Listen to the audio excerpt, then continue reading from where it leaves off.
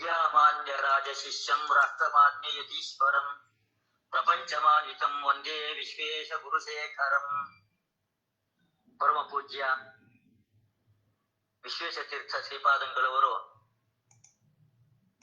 ಸಮಾಜವನ್ನ ಒಗ್ಗೂಡಿಸ್ತಕ್ಕಂತಹ ಕಾರ್ಯ ಅವರು ಪ್ರಧಾನವಾಗಿ ಮಾಡಿದ್ದು. ಈ ಸಮಾಜವನ್ನ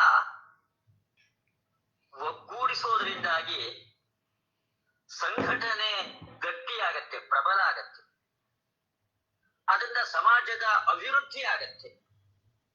ಅದಕ್ಕೋಸ್ಕರವಾಗಿಯೇ ಶ್ರೀಪಾದಂಗಳವರು ಎಲ್ಲ ಜನರನ್ನು ಕೂಡ ಒಗ್ಗೂಡಿಸಿಕೊಂಡು ಹೋಗ್ತಕ್ಕಂತಹ ಇದೊಂದು ದೊಡ್ಡ ಕಾರ್ಯ. ಯಾವುದೇ ಭಿನ್ನಾಭಿಪ್ರಾಯಗಳು ಇದ್ರೂ ಕೂಡ ಅದನ್ನೆಲ್ಲ ಮರೆತು ಒಗ್ಗೂಡಿಸ್ತಕ್ಕಂತಹ ಕಾರ್ಯ ಇದು ಶ್ರೀಪಾದಂಗಳವರು ಪ್ರಾರಂಭದಿಂದಲೂ ಕೂಡ ಮಾಡ್ತಾ ಬಂದಿದ್ದು. ಇದರಿಂದಾಗಿ ಬ್ರಾಹ್ಮಣ ಸಮಾಜ, ಮಾಧ್ವ ಸಮಾಜ, ಹಿಂದೂ ಸಮಾಜ, ಹೀಗೆ ಸಮಾಜದ ಅಭಿವೃದ್ಧಿಗೆ ಪೋಷಕವಾಗಿ ಕಾರ್ಯಗಳನ್ನ ಶ್ರೀಪಾದಂಗಳವರು ಮಾಡ್ತಾ ಬಂದರು.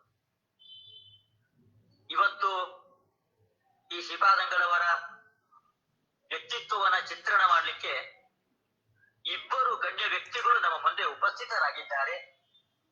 ಒಂದು ನಿಮಗೆಲ್ಲ ಚಿರಪರಿಚಿತರಾಗಿರ್ತಕ್ಕಂತಹ ಶ್ರೀಯುತ ವಿದ್ಯಾಭೂಷಣ ಅವರು, ಮತ್ತೊಬ್ಬರು ಮಾಗಣೆ ಸಮಾಜದ ಯುವ ನೇತಾರರು, ಕೋಟೇಶ್ವರ ಸಮಾಜದ ಯುವ ನೇತಾರರು ಶ್ರೀಯುತ ರಾಘವೇಂದ್ರ ರಾವ್ ಅವರು. ನಮ್ಮಲ್ಲಿ ಪ್ರಸಿದ್ಧರಾದ ವ್ಯಕ್ತಿಗಳು ನೇರಪಳ್ಳಿ ನಾರಾಯಣ ರಾಯರು ಎಂಬುದಾಗಿ. ಅವರು ಕೋಟೇಶ್ವರ ಸಮಾಜದಲ್ಲಿ ತುಂಬಾ ದೊಡ್ಡ ಗಣ್ಯ ವ್ಯಕ್ತಿಗಳಾಗಿ ಅವರನ್ನ ಸಮಾಜ ಗುರುತಿಸಲಿಕ್ಕೆ ಕಾರಣ ಅವರ ಔದಾರ್ಯ, ಸಮಾಜಕ್ಕೆ ಅವರು ಸಲ್ಲಿಸಿರ್ತಕ್ಕಂತಹ ಸೇವೆ, ತುಂಬಾ ದೊಡ್ಡ ಮಟ್ಟದ ಸೇವೆಯನ್ನ ನಾರಾಯಣ ರಾಯರು ಸಮಾಜದಲ್ಲಿ ಸಲ್ಲಿಸಿದ್ದಾರೆ. ಯಾವುದೇ ಮಠಾಧಿಪತಿಗಳು ಬಂದರೂ ಕೂಡ ಅವರನ್ನ ಮನೆಗೆ ಕರ್ಕೊಂಡು ಹೋಗಿ ಅವರಿಗೆ ಗೌರವ ಆದರವನ್ನ ಸಲ್ಲಿಸ್ತಕ್ಕಂತಹ ಒಂದು ವಿಶಾಲವಾದ ಹೃದಯ, ಧರ್ಮಶ್ರದ್ಧೆ, ಅದೆರಡೂ ಕೂಡ ನೇರಪಳ್ಳಿ ನಾರಾಯಣರಲ್ಲಿ ಅಗಾಧವಾಗಿ ಅದು ಮನೆ ಮಾಡಿತ್ತು. ಅವರ ಮಕ್ಕಳು ಇವತ್ತು ನಮ್ಮ ಮುಂದೆ ಉಪಸ್ಥಿತರಾಗಿರ್ತಕ್ಕಂಥವರು ರಾಘವೇಂದ್ರ ರಾಯರು. ತಂದೆಯಂತೆ ಮಗ. ಆ ತಂದೆಯಲ್ಲಿ ಇದ್ದಂತಹ ಎಲ್ಲ ಸಾತ್ವಿಕ ಸಜ್ಜನಿಕೆ ಎಲ್ಲ ಗುಣಗಳನ್ನು ಕೂಡ ಮೈಗೂಡಿಸಿಕೊಂಡಿರ್ತಕ್ಕಂಥವರು ರಾಘವೇಂದ್ರ ರಾಯರು. ಶ್ರೀಪಾದಂಗಳವರ ಜೊತೆಗೆ ಹಲವಾರು ಕಾರ್ಯಕ್ರಮಗಳಲ್ಲಿ ಒಡನಾಟವನ್ನ ಹೊಂದಿರತಕ್ಕಂಥವ್ರು ರಾಘವೇಂದ್ರ ರಾಯರು. ಇವತ್ತು ಕೋಟೇಶ್ವರ ಅಲ್ಲಿ ಒಂದು ದೊಡ್ಡ ರಾಮ ಮಂದಿರ, ಆ ರಾಮ ಮಂದಿರದ ಅಭಿವೃದ್ಧಿಯಲ್ಲಿ ತುಂಬಾ ದೊಡ್ಡ ಪಾತ್ರವನ್ನ ವಹಿಸಿರ್ತಕ್ಕಂಥವ್ರು ನಮ್ಮ ರಾಘವೇಂದ್ರ ರಾಯರು. ಕೋಟಿಲಿಂಗೇಶ್ವರ ದೇವಸ್ಥಾನ ಅದರ ಅಭಿವೃದ್ಧಿ, ಅದರ ಪ್ರಗತಿಯಲ್ಲೂ ಕೂಡ ತಮ್ಮನ್ನ ಸಂಪೂರ್ಣವಾಗಿ ತೊಡಗಿಸಿಕೊಂಡಿರ್ತಕ್ಕಂಥವ್ರು. ಹೂವಿನ ಕೆರೆ, ಆ ಗ್ರಾಮದ ಅಭಿವೃದ್ಧಿ, ವಾದಿರಾಜರು ಅವತಾರ ಮಾಡಿರ್ತಕ್ಕಂತಹ ಪವಿತ್ರವಾಗಿರ್ತಕ್ಕಂತಹ ಕ್ಷೇತ್ರ ಹೂವಿನ ಕೆರೆ, ಅಲ್ಲಿ ಅನೇಕ ವಿಧವಾಗಿರ್ತಕ್ಕಂತಹ ಅಭಿವೃದ್ಧಿ, ಅದರಲ್ಲಿ ತಮ್ಮನ್ನ ತೊಡಗಿಸಿಕೊಂಡಿರ್ತಕ್ಕಂಥವ್ರು. ತುಂಬಾ ದೊಡ್ಡ ಉದ್ಯಮಿಗಳು ರಾಘವೇಂದ್ರ ರಾಯರು. ಅವರು ನೆಲೆಸಿರ್ತಕ್ಕಂತಹದ್ದು ಬೆಂಗಳೂರಲ್ಲಿ. ಆದ್ರೆ ಆ ಬೇರು, ಆ ಟೊಂಗೆ ಅದು ಅಲ್ಲಿ ತನಕ ಹೋಗಿದೆ. ಕೋಟೇಶ್ವರ, ಈಚೆ ಹೈದರಾಬಾದು, ಹೀಗೆ ಎಲ್ಲಾ ಕಡೆಯಲ್ಲೂ ಕೂಡ ಆ ಟೊಂಗೆ ಹರಡಿದೆ. ಆ ವಿಧವಾಗಿರ್ತಕ್ಕಂತಹ ಸೇವೆಯನ್ನ ರಾಘವೇಂದ್ರ ರಾಯರು ಮಾಡ್ತಾ ಬಂದಿದ್ದಾರೆ. ಹೀಗೆ ರಾಘವೇಂದ್ರ ರಾಯರು ಯಾವುದೇ ಶ್ರೀಪಾದಂಗಳವರು ಅಷ್ಟಮಠಾಧಿಪತಿಗಳು ಪರ್ಯಾಯಕ್ಕೆ ಕುಳಿತುಕೊಳ್ತಕ್ಕಂತಹ ಸಂದರ್ಭದಲ್ಲಿ ಹೊರೆ ಕಾಣಿಕೆ ವ್ಯವಸ್ಥೆ, ಅದರ ನೇತೃತ್ವ, ಅದರ ಜವಾಬ್ದಾರಿಯನ್ನು ಹೊತ್ಕೊಳ್ತಕ್ಕಂಥವರು ರಾಘವೇಂದ್ರ ರಾಯರು. ಹೀಗೆ ರಾಘವೇಂದ್ರ ರಾಯರು ಎಲ್ಲಾ ಯತಿಗಳ ಬಗ್ಗೆಯೂ ಕೂಡ ಅಪಾರವಾದ ಗೌರವವನ್ನ ಹೊಂದಿರತಕ್ಕಂಥವ್ರು. ಎಲ್ಲಾ ಯತಿಗಳಿಗೂ ಕೂಡ ಸತ್ಕಾರವನ್ನ ಮಾಡ್ತಕ್ಕಂಥವ್ರು. ಪರಮ ಪೂಜ್ಯ ಪೇಜಾವರ ಶ್ರೀಪಾದಂಗಳವರು ಯಾವಾಗಲೂ ಹೊಸ ಯೋಜನೆಗಳನ್ನ ಸಮಾಜದ ಹಿತದೃಷ್ಟಿಯಿಂದ ತೆಗೆದುಕೊಳ್ತಾ ಇತ್ತು. ಶ್ರೀಪಾದಂಗಳವರು ಯಾವುದೇ ಯೋಜನೆಗಳನ್ನ ಹಾಕಿ ರಾಘವೇಂದ್ರ ರಾಯರು, ನಮ್ಮ ನೇರಬಳ್ಳಿ ನಾರಾಯಣರಾಯರು ನಮ್ಮ ಇದಕ್ಕೆ ಸಹಾಯ ಎಂಬುದಾಗಿ ಸಿಂಹ ಪಾಲು ಆ ಸಹಾಯದಲ್ಲಿ ಅತ್ಯಂತ ದೊಡ್ಡ ಮಟ್ಟದಲ್ಲಿ ಸಹಾಯವನ್ನ ಸಲ್ಲಿಸಿ ಆ ಶ್ರೀಪಾದಂಗಳವರ ಯೋಜನೆ ಅದು ಯಶಸ್ವಿ ಆಗ್ಬೇಕು. ಆ ರೀತಿಯಾಗಿ ಮನಪೂರ್ವಕವಾಗಿ ದುಡಿಯತಕ್ಕಂತಹ ಸೇವೆಯನ್ನ ಸಲ್ಲಿಸ್ತಕ್ಕಂತಹ ಔದಾರ್ಯ ಅದು ತಂದೆಯಲ್ಲೂ ಇದೆ. ಅದೇ ರೀತಿ ಅವರ ಮಕ್ಕಳು ರಾಘವೇಂದ್ರ ರಾಯರಲ್ಲೂ ಕೂಡ ಅದೇ ಔದಾರ್ಯ, ಧರ್ಮಶ್ರದ್ಧೆ ಅದನ್ನ ನಾವು ಕಾಣ್ತಾ ಇದ್ದೇವೆ. ಅದಕ್ಕೆ ಹೇಳಿದ್ರೆ ತಂದೆಗೆ ತಕ್ಕ ಮಗ ರಾಘವೇಂದ್ರ ರಾಯರು ಎಂಬುದಾಗಿ. ಹೀಗೆ ಸಮಾಜದ ಅಭಿವೃದ್ಧಿಯಲ್ಲಿ ಶ್ರೀಪಾದಂಗಳವರ ಎಲ್ಲ ಯೋಜನೆಗಳಲ್ಲಿ ತಮ್ಮನ್ನ ತೊಡಗಿಸಿಕೊಂಡಿರ್ತಕ್ಕಂತಹ ರಾಘವೇಂದ್ರ ರಾಯರು ಒಳ್ಳೆ ಧರ್ಮಶ್ರದ್ಧೆಯನ್ನು ಹೊಂದಿರತಕ್ಕಂಥವರು. ಪೂರ್ಣಪ್ರಜ್ಞ ವಿದ್ಯಾಪೀಠದ ಎಲ್ಲ ಕಾರ್ಯಕ್ರಮಗಳಲ್ಲಿ ತಾವು ಸಕ್ರಿಯವಾಗಿ ಭಾಗವಹಿಸಿ ಈ ಸಂಸ್ಥೆಗೂ ಕೂಡ ಬಹಳ ಸೇವೆಯನ್ನ ತಂದೆಯೂ ಸಲ್ಲಿಸ್ತಾ ಇದ್ದಾರೆ, ಮಕ್ಕಳು ಕೂಡ ಇವತ್ತಿಗೂ ಕೂಡ ಸಲ್ಲಿಸ್ತಾ ಇದ್ದಾರೆ. ಈ ರೀತಿಯಾದ ಪ್ರೇಮ ವಿಶ್ವಾಸದ ಸಂಬಂಧ ಶ್ರೀಪಾದಂಗಳವರಿಗೂ ನೇರಬಳ್ಳಿ ನಾರಾಯಣರಾಯರ ಕುಟುಂಬಕ್ಕೂ ಕೂಡ ಇರತಕ್ಕಂಥದ್ದು. ಇಂತಹ ರಾಘವೇಂದ್ರ ರಾಯರು ಶ್ರೀಪಾದಂಗಳವರ ವ್ಯಕ್ತಿತ್ವದ ಚಿತ್ರಣವನ್ನ ನೀವು ಮಾಡಬೇಕು. ಶ್ರೀಪಾದಂಗಳವರ ಜೊತೆಗೆ ನಿಮ್ಗೆ ಹಲವಾರು ವರ್ಷಗಳ ಕಾಲ ಒಡನಾಟ ಇದೆ ಅಂತ ನಾವು ಅವರಲ್ಲಿ ದೂರವಾಣಿ ಮೂಲಕ ಸಂಪರ್ಕ ಮಾಡಿದಾಗ ತುಂಬಾ ಉದಾರವಾಗಿ ಶ್ರೀಪಾದಂಗಳವರ ಮೇಲಿನ ಭಕ್ತಿಯಿಂದ, ಗೌರವದಿಂದ ಅವರು ಇವತ್ತು ಈ ಕಾರ್ಯಕ್ರಮಕ್ಕೆ ಬಂದಿದ್ದಾರೆ.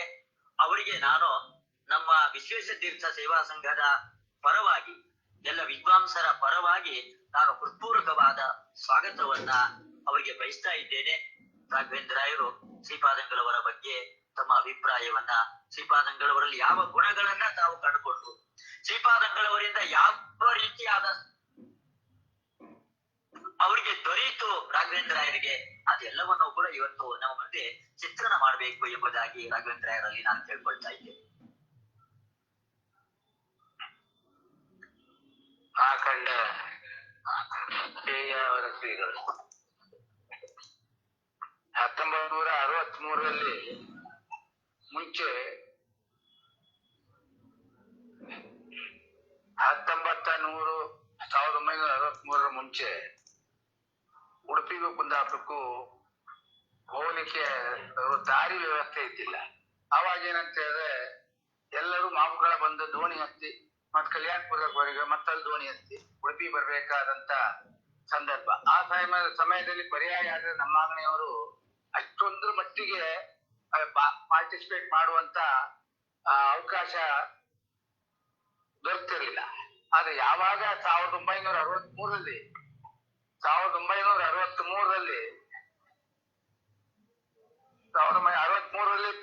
ಮಾಬುಗಳ ಸೇತುವೆ, ಕಲ್ಯಾಣಪುರ ಸೇತುವೆ ಆದ್ರ ಮೇಲೆ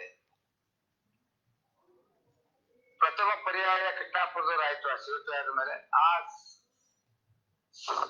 ಪರ್ಯಾಯದಲ್ಲಿ ಕೋಟೇಶ್ವರ ಮಾಗಣಿಯವರ ಬುದ್ಧಿವಂತಿಕೆಯನ್ನ ಕಂಡು ಬೇಜಾವರ್ತಿಗಳು ಊಟದ ವ್ಯವಸ್ಥೆ ಮಾಡಿದ್ರು. ಅವಾಗ ನನಗೆ 9 ವರ್ಷ. ನಾನು 9 ವರ್ಷದ ನಾನೇನೋ ಬಂದಿದ್ದೇನೆ. ಆದ್ರೆ ಕಡೆ ನೋಡುವಾಗ ಬೇಜಾವರ್ತಿಗಳು ನಮ್ಗೆ ಕೋಟೇಶ್ವರ ವ್ಯವಸ್ಥೆ ಮಾಡಿದ್ದಾರೆ. ಸೊ ಅಲ್ಲಿಂದ ನನಗೆ ಬೇಜಾವರ್ತಿಗಳ ಬಗ್ಗೆ ಆಸಕ್ತಿ ಬೆಳೀತು. ಆಸಕ್ತಿ ಬೆಳೆದಂತಹದ್ದು ಯಾವ ಸ್ಟೇಜಲ್ಲೆಂದರೆ, ಅವರು ಸ್ವಾಮಿಯವರು ಕೋಟೇಶ್ವರ ಮಾಗಣಿಯವರನ್ನ ಸಾಮಾಜಿಕವಾಗಿ, ಶೈಕ್ಷಣಿಕವಾಗಿ, ಧಾರ್ಮಿಕವಾಗಿ ಆಸಕ್ತಿ ಬರುವಂತೆ ಮಾಡ್ಬೇಕಂತ ಅವ್ರೇನ್ ಮಾಡಿದ್ರು ಅಂದ್ರೆ, ಕೋಟೇಶ್ವರದಲ್ಲಿ ಅವ್ರ ಜಾಗ ಒಂದಿತ್ತು. ಆ ಜಾಗವನ್ನ ತುಮಕೂರು ಗಣಪತಿ ರಾಯರಿಗೆ ನೀವು ಮನೆ ಕಟ್ಕೊಳ್ಳಿ ಅಂತ ಕೊಟ್ಟಾಗ ಏನಾಯ್ತು, ಗಣಪತಿ ರಾಯರು ಮನೆ ಕಟ್ಟಲಿಲ್ಲ. ಆವಾಗ ನಮ್ಮ ಊರಿನವರೆಲ್ಲ ಆಗ ಬಡತನ, ರಾಮ ಮಂದಿರ ಒಂದು ಇದಿತ್ತು, ಮದುವೆ ಮುಂಜಿ ಮಾಡಲಿಕ್ಕೆ. ಆವಾಗ ಯಾಕೆಂದ್ರೆ ಮಳೆಗಾಲದಲ್ಲೆಲ್ಲ ತುಂಬಾ ತೊಂದರೆ ಆಗ್ತಾ ಇತ್ತು, ಬಡವರಿಗೆಲ್ಲ ಅನುಕೂಲ ಆಗಲಿ ಅಂತ ಗಣಪತಿ ರಾಯ ಹೋಗಿ ನಾವು ವಾದರಾಜ ಕಲ್ಯಾಣ ಕೊಡ್ತೀವಿ, ಸ್ವಾಮಿ ಹತ್ರ ಪರ್ಮಿಷನ್ ತಗೊಂಡ್ಬರ್ತೀವಿ ಅಂತ ಹೇಳಿದಾಗ ಗಣಪತಿ ರಾಯರು ಮನಸ್ಪೂರ್ವಕವಾಗಿ ಒಪ್ಪಿ ಬೇಜಾರ ಸ್ವಾಮಿಯವರು ಒಪ್ಪಿ ವಾದರಾಜ ಕಲ್ಯಾಣ ಮಂಟಪದಲ್ಲಿ ಆಯ್ತು. ಹಾಗೆ ಸ್ವಾಮಿ ಸ್ವಾಮಿಯವರು ಇನ್ನೊಂದು ಕಾಣಿಕೆ ಅಂತ ನಂದಗೋಕುಲ. ಇದರಲ್ಲಿ ನಂದಗೋಕುಲ ಕೂಡ ಸ್ವಾಮಿಯವರು ನಮ್ಮ ಮಾಗಣೆಯರಿಗೆ ಕೊಟ್ಟಂತ ಕಾಣಿಕೆ ಅಂತ ಹೇಳ್ಬೋದು. ಯಾಕೆಂದ್ರೆ ಕ್ವಾಡದವರೆಲ್ಲ ಗುರುನರಸಿಂಹ ಎಲ್ಲ ಮಾಡಿ ಮುಂದಕ್ಕೆ ಹೋಗ್ಬಿಟ್ಟಿದ್ರು. ಅಂತ ಸಂದರ್ಭದಲ್ಲಿ ನಂದಗೋಕುಲವನ್ನ ಜಾಗವನ್ನು ನಮ್ಮವರಿಗೆ ಕೊಟ್ಟು ಡೆವಲಪ್ಮೆಂಟ್ ಮಾಡೋಕೆ ಅವಕಾಶ ಮಾಡಿಕೊಟ್ಟು ಕಡಿಮೆ ರೇಟಲ್ಲಿ ಮದುವೆ ಮಾಡುವ ವ್ಯವಸ್ಥೆ ಬಗ್ಗೆ ಪ್ರೋತ್ಸಾಹ ಕೊಟ್ಟಂತ ಸ್ವಾಮೀಜಿ ಪೇಜಾವರ ಶ್ರೀಗಳು. ನನ್ನ ತಂದೆ ಮತ್ತು ಪೇಜಾವರ ಶ್ರೀಗಳವರು ಸುಮಾರು 60 ವರ್ಷದಿಂದ ರಹಸ್ಯ ಕಂಠದಲ್ಲಿರುವರು. ಹಾಗಿರಕ್ಕೋಗಿ ನಮ್ಮ ಅಪ್ಪಯ್ಯನವರನ್ನ ಸ್ವಾಮಿಯವರು ಯಾವ ಈ ರೀತಿಯಲ್ಲಿ ಗುರುತಿಸಿದ್ರು ಅಂದ್ರೆ ಅವ್ರ ಪರ್ಯಾಯದಲ್ಲಿ ರಾಜಾಂಗಣದಲ್ಲಿ ಪ್ರಶಸ್ತಿ ಕೊಟ್ಟು ಗೌರವ ಮಾಡಿದ್ರು. ಹಾಗೂ ನಮ್ಮ ಅಂಗಡಿಯವರನ್ನ ಉದಾರತೆ ಇರುವಂತ ಜಗನ್ನಾಥರಾಯರನ್ನ ಇರ್ಬೋದು, ನಮ್ಮ ಅಪ್ಪ ಇರ್ಬೋದು, ಶಾಂತಾರಾಮ ಇರ್ಬೋದು, ಗೌತಮ್ ಇರ್ಬೋದು, ಇವ್ರನ್ನೆಲ್ಲ ಈ ವಿದ್ಯಾಪೀಠದ ಇದಕ್ಕೆ ಪ್ರಶ್ನೆ ಮಾಡ್ಕೊಂಡು. ಇದಕ್ಕಿಂತ ಮುಂಚೆ ನೀವು ಒಂದು ಮಾತಾಡ್ತೇನೆ ಏನಂತಂದ್ರೆ, ಅವಾಗ ವಿದ್ಯಾಪೀಠ ಸ್ಟಾರ್ಟ್ ಮಾಡಿದಾಗ ಒಂದು ಮಕ್ಕಳಿಗೆ 250 ರೂಪಾಯಿ ಖರ್ಚು ಬರ್ತಾ ಇತ್ತು. ಅವಾಗ ನಮ್ಮ ಅಪ್ಪ ಇದ್ದವರು, ನಮ್ಮ ತಂದೆಯವರು 250, ನನ್ನ ಹೆಸರಲ್ಲಿ 250 500 ರೂಪಾಯಿ ಇಲ್ಲಿಗೆ ಪಿಕ್ನಿಕ್ ಕೊಡ್ತಾ ಇತ್ತು. ಅಂದ್ರೆ ಈ ಊಟದ ವ್ಯವಸ್ಥೆ ಮಕ್ಕಳಿಗೆಲ್ಲ. ಅವಾಗ ದುಡ್ಡು ಚಲಾವಣೆ ಇಲ್ಲ, ಈಗೆಲ್ಲ ಶ್ರೀಮಂತರಾಗಿದ್ದಾರೆ. ಅವಾಗ ಏನಿತ್ತು, ಅವಾಗ ನಮ್ಮ ಮಾಗಣೆಯವರು ಬಹಳಷ್ಟು ಜನ ಈ ಹೋಟ್ಲಿದ್ದವರೆಲ್ಲ ಪಿಕ್ನಿಕ್ ಕಟ್ಬಿಟ್ಟು ವಿದ್ಯಾಪೀಠ ಡೆವಲಪ್ ಆಗೋಕೆ ಒಂದು ಬೂಸ್ಟ್ ಅಂತಾರೆ, ಪ್ರೋತ್ಸಾಹ ಮಾಡಿದ್ರು. ಅಂದ್ರೆ ನಾವು ನಮ್ಮ ಮಾಗಣೆಯಲ್ಲಿ ಕೃಷ್ಣಾಪುರದವ್ರದ್ದು, ಸೂರ್ಯ ಮಠದವ್ರದ್ದೆಲ್ಲ ಜಾಗಗಳು ಎಲ್ಲ ಇರ್ಬೋದು. ಆದ್ರೆ ನಮ್ಮ ಮಾಗಣೆಯವ್ರನ್ನ ಸಾಮಾಜಿಕವಾಗಿ, ಧಾರ್ಮಿಕವಾಗಿ, ಶೈಕ್ಷಣಿಕವಾಗಿ, ಸಮಾಜಮುಖಿಯಾಗಿ ಬೆಳವಣಿಗೆ ಕಾರಣೀಭೂತರು ಪೇಜಾವರ ಶ್ರೀಗಳು. ಪೇಜಾವರ ಶ್ರೀಗಳ ಇದರಿಂದ ನಮ್ಮವರೆಲ್ಲ ಸ್ವಲ್ಪ ಸಮಾಜಮುಖಿಯಾಗಿ ಬೆಳೆದು. ಇದು ಬೇರೆ ಸ್ವಾಮಿಯರೆಲ್ಲ ಏನಂದ್ರೆ ಧಾರ್ಮಿಕ ಇದು ಮಾತ್ರ ಬೆಳೆಸಿದ್ರು, ಆಸಕ್ತಿಯನ್ನು ಮಾತ್ರ ಬೆಳೆಸಿದ್ರು. ಇವ್ರು ಹಂಗಲ್ಲ, ಸಮಾಜಮುಖಿ ಆಗಿ ಬೆಳೆಯುವಂತ ಮಾಡಿ ಈ ವಿದ್ಯಾಸಂಸ್ಥೆ ಇರ್ಬೋದು ಎಲ್ಲರಿಗೂ ನಮ್ಮ ಮಾಗಣೆಯಿಂದ ತುಂಬಾ ಕಾಂಟ್ರಿಬ್ಯೂಷನ್ ತಗೊಂಡು ಮುಂದಕ್ಕೆ ಹೋದ್ರು. ಅದು ಬೇರೆಯವರು ಮಾಡಿದ್ದಾರೆ, ಬಟ್ ಆದ್ರೆ ನಮ್ಮ ಮಾಗಣೆಯನ್ನು ಹೇಳ್ತೇವೆ ನಮ್ಮ ಪೇಜಾವರ ಅದನ್ನ ಯಾವ ಕಾಲಕ್ಕೂ ಮರೆಯಾಗಿಲ್ಲ. ಯಾಕೆಂತ ಹೇಳಿದ್ರೆ ಈಗ ಹಿಂದಿನ ಬದ್ರಿಗೆಲ್ಲ ಹೋಗಬೇಕಿತ್ತು. ಬದ್ರಿಗೆ ಹೋಗುವಾಗ ವ್ಯವಸ್ಥೆ ಏನು, ಎಲ್ಲಾ ಕಡೆ ಈಗ ಹೈದರಾಬಾದ್ ಇರ್ಬೋದು, ನೆಕ್ಸ್ಟ್ ನಾಗ್ಪುರ್ ಇರ್ಬೋದು, ಎಲ್ಲಾ ಕಡೆ ರಾಘವೇಂದ್ರ ಮಠ ಮಾಡ್ಬಿಟ್ಟು ಯಾತ್ರಾರ್ಥಿಗಳು ಕಾರಲ್ಲಿ ಹೋಗ್ಬಿಟ್ರೆ ಅಲ್ಲಿ ನಮ್ಮ ಊರಿನಲ್ಲಿ ಕಲ್ಕೂರ್ ಅಂತ ಅವ್ರು ಕರ್ಕೊಂಡು ಹೋಗುದು. ಯಾತ್ರೆಗಳು ಕರ್ಕೊಂಡು ಹೋಗಿ ಎಲ್ಲೆಲ್ಲ ರಾಘವೇಂದ್ರ ಮಠ ಎಲ್ಲಿದೆ ಗೊತ್ತು, ಇದೆಲ್ಲ ಸಮಯ ಮಾಡೋದು. ಅಲ್ಲಿಂದ ಬದ್ರಿಯಲ್ಲಿ ಸಮೇತ ವ್ಯವಸ್ಥೆ ಮಾಡಿದ್ದಾರೆ. ಆವಾಗ ನನ್ನ ಅಪ್ಪಯ್ಯ ನಮ್ಮ ಮಾಗಣ ಮತ್ತೆ ಕಾಂಟ್ರಿಬ್ಯೂಷನ್ ಕೊಟ್ಟಿದ್ದಾರೆ. ತಿರುಪತಿಯಲ್ಲಿ ಬೆಟ್ ಮಾಡಿದ್ದಾರೆ. ತಿರುಪತಿಯಲ್ಲಿ ಸಮೇತ ಮಾಡಿದಾಗ ಕಾಂಟ್ರಿಬ್ಯೂಷನ್ ತುಂಬಾ ಕೊಟ್ಟಿದ್ದಾರೆ ನಮ್ಮ ಮಾಗಣೆಯವರು. ಯಾಕೆಂದ್ರೆ ಪೇಜಾವರ ಸ್ವಾಮಿ ಮೇಲೆ ನಂಬಿಕೆ ಏನಕ್ಕೆ ಅಂದ್ರೆ ಎಲ್ಲ ಸಮಾಜಕ್ಕೆ ವಾಪಸ್ ಕೊಟ್ಟದ್ದು ದುಡ್ಡು ಅವ್ರ ಮನೆಗೆ ಆಗ್ತಿಲ್ಲಲ್ಲ. ಅಂತ ಒಂದು ಸ್ವಾಮೀಜಿ ಅದರಿಂದ ಇದೆಲ್ಲ ವ್ಯವಸ್ಥೆ ಆಗಿತ್ತು, ಮಾಡಿದ್ದು. ಯಾಕೆಂದ್ರೆ ಈಗ ಕೃಷ್ಣ ಆಶ್ರಮ ಹಾಸ್ಪಿಟಲ್ ಉಂಟು, ಅದ್ರಲ್ಲಿ ನಮ್ಮ ಮಾಗಣೆಯವ್ರಿಗೆ ಟ್ರಸ್ಟಿಗಳು. ಆವಾಗ ಸ್ಟಾರ್ಟ್ ಮಾಡಿದಾಗಲೇ ನಮ್ಮ ಅಪ್ಪಯ್ಯ ಶಾಂತರಾಮ ಸೇರಿ ಡಯಾಲಿಸಿಸ್ ಮಿಷನ್ ಆ ಕಾಲದಲ್ಲಿ ಕೊಟ್ಟಿದ್ರು. ಡಯಾಲಿಸಿಸ್ ಇವತ್ತು ಕೊಡ್ಬೋದು, ಇವತ್ತೆಲ್ಲರೂ ಕೊಡ್ತಾರೆ. ಆದ್ರೆ ಪೂರ್ವ ಆವಾಗ ಕಾಲದಲ್ಲಿ ದುಡ್ಡಿನ ಚಲಾವಣೆ ಇದ್ದಿದ್ದ ಕಾಲದಲ್ಲಿ ಇವ್ರು ಮಾಡಿದಂತ ಕೆಲಸ ಇತ್ತಲ್ಲ, ಗ್ರೇಟ್ ಅಲ್ವಾ. ಯಾಕಂದ್ರೆ ಈ ವಿದ್ಯಾಪೀಠಕ್ಕೆ ನಮ್ಮ ಮಾಗಣೆಯವರು ಜಗನ್ನಾಥರಾಯರು ಸಿಕ್ಕಾಪಟ್ಟೆ ಇದರಲ್ಲಿ ಜಗನ್ನಾಥರಾಯರ ಸೇವೆಯನ್ನ ಮರೆಯಂಗೇ ಇಲ್ಲ.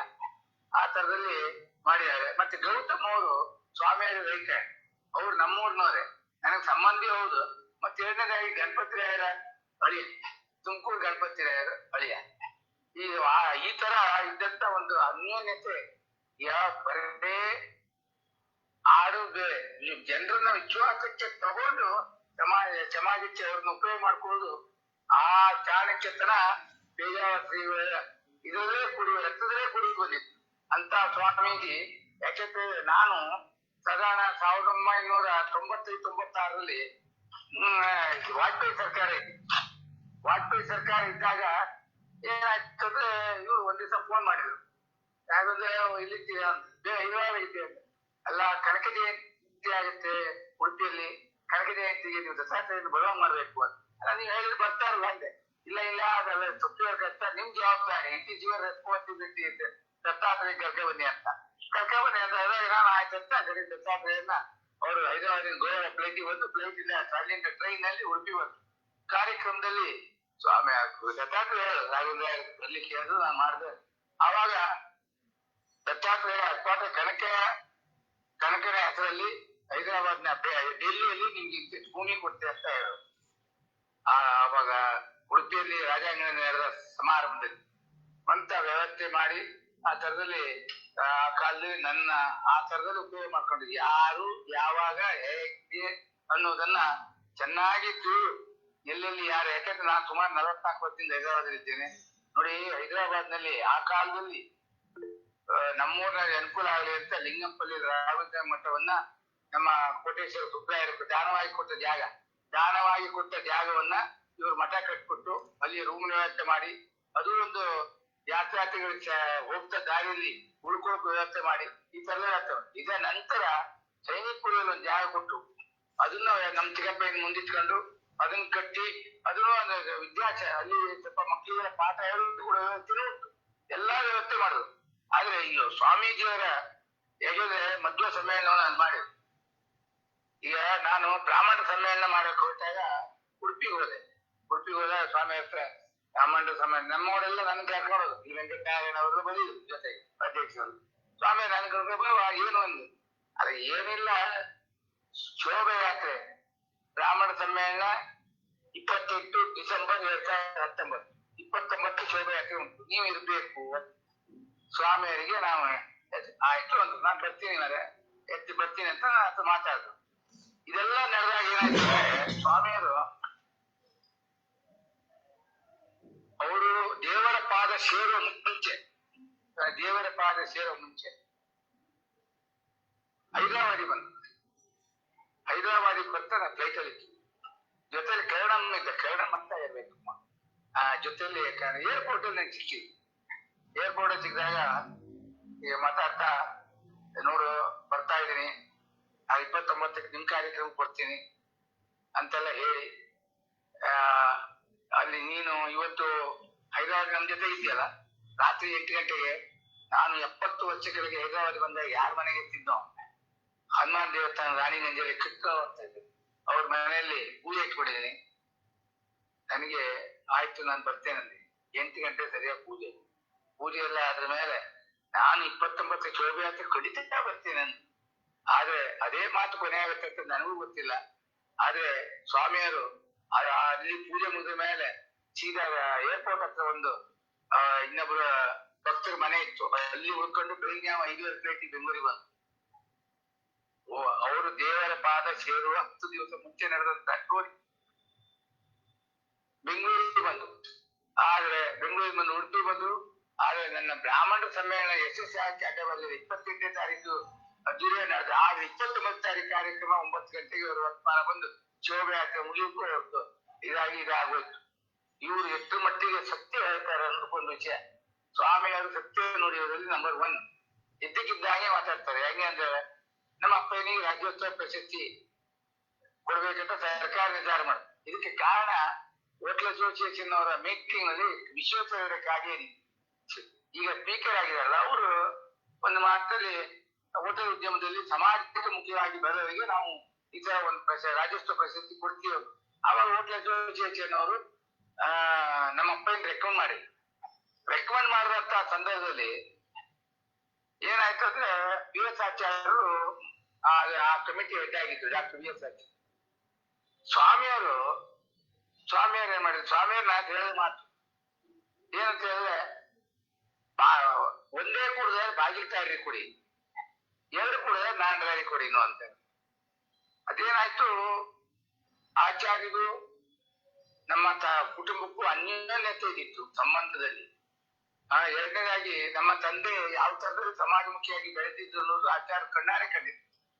ಅವರಿಗೆ ಸುಮಾರು 83ರಿಂದ ನಮ್ಮ ತಂದೆಯವರ ಪರಿಚಯ ಇತ್ತು ಆಚಾರ್ಯ ಏನ್ ಮಾಡಿದ್ರು, ನಮ್ಮ ಅಪ್ಪ ಸೆಲೆಕ್ಟ್ ಮಾಡಿ ಪ್ರಶಸ್ತಿ ಸಿಕ್ತು.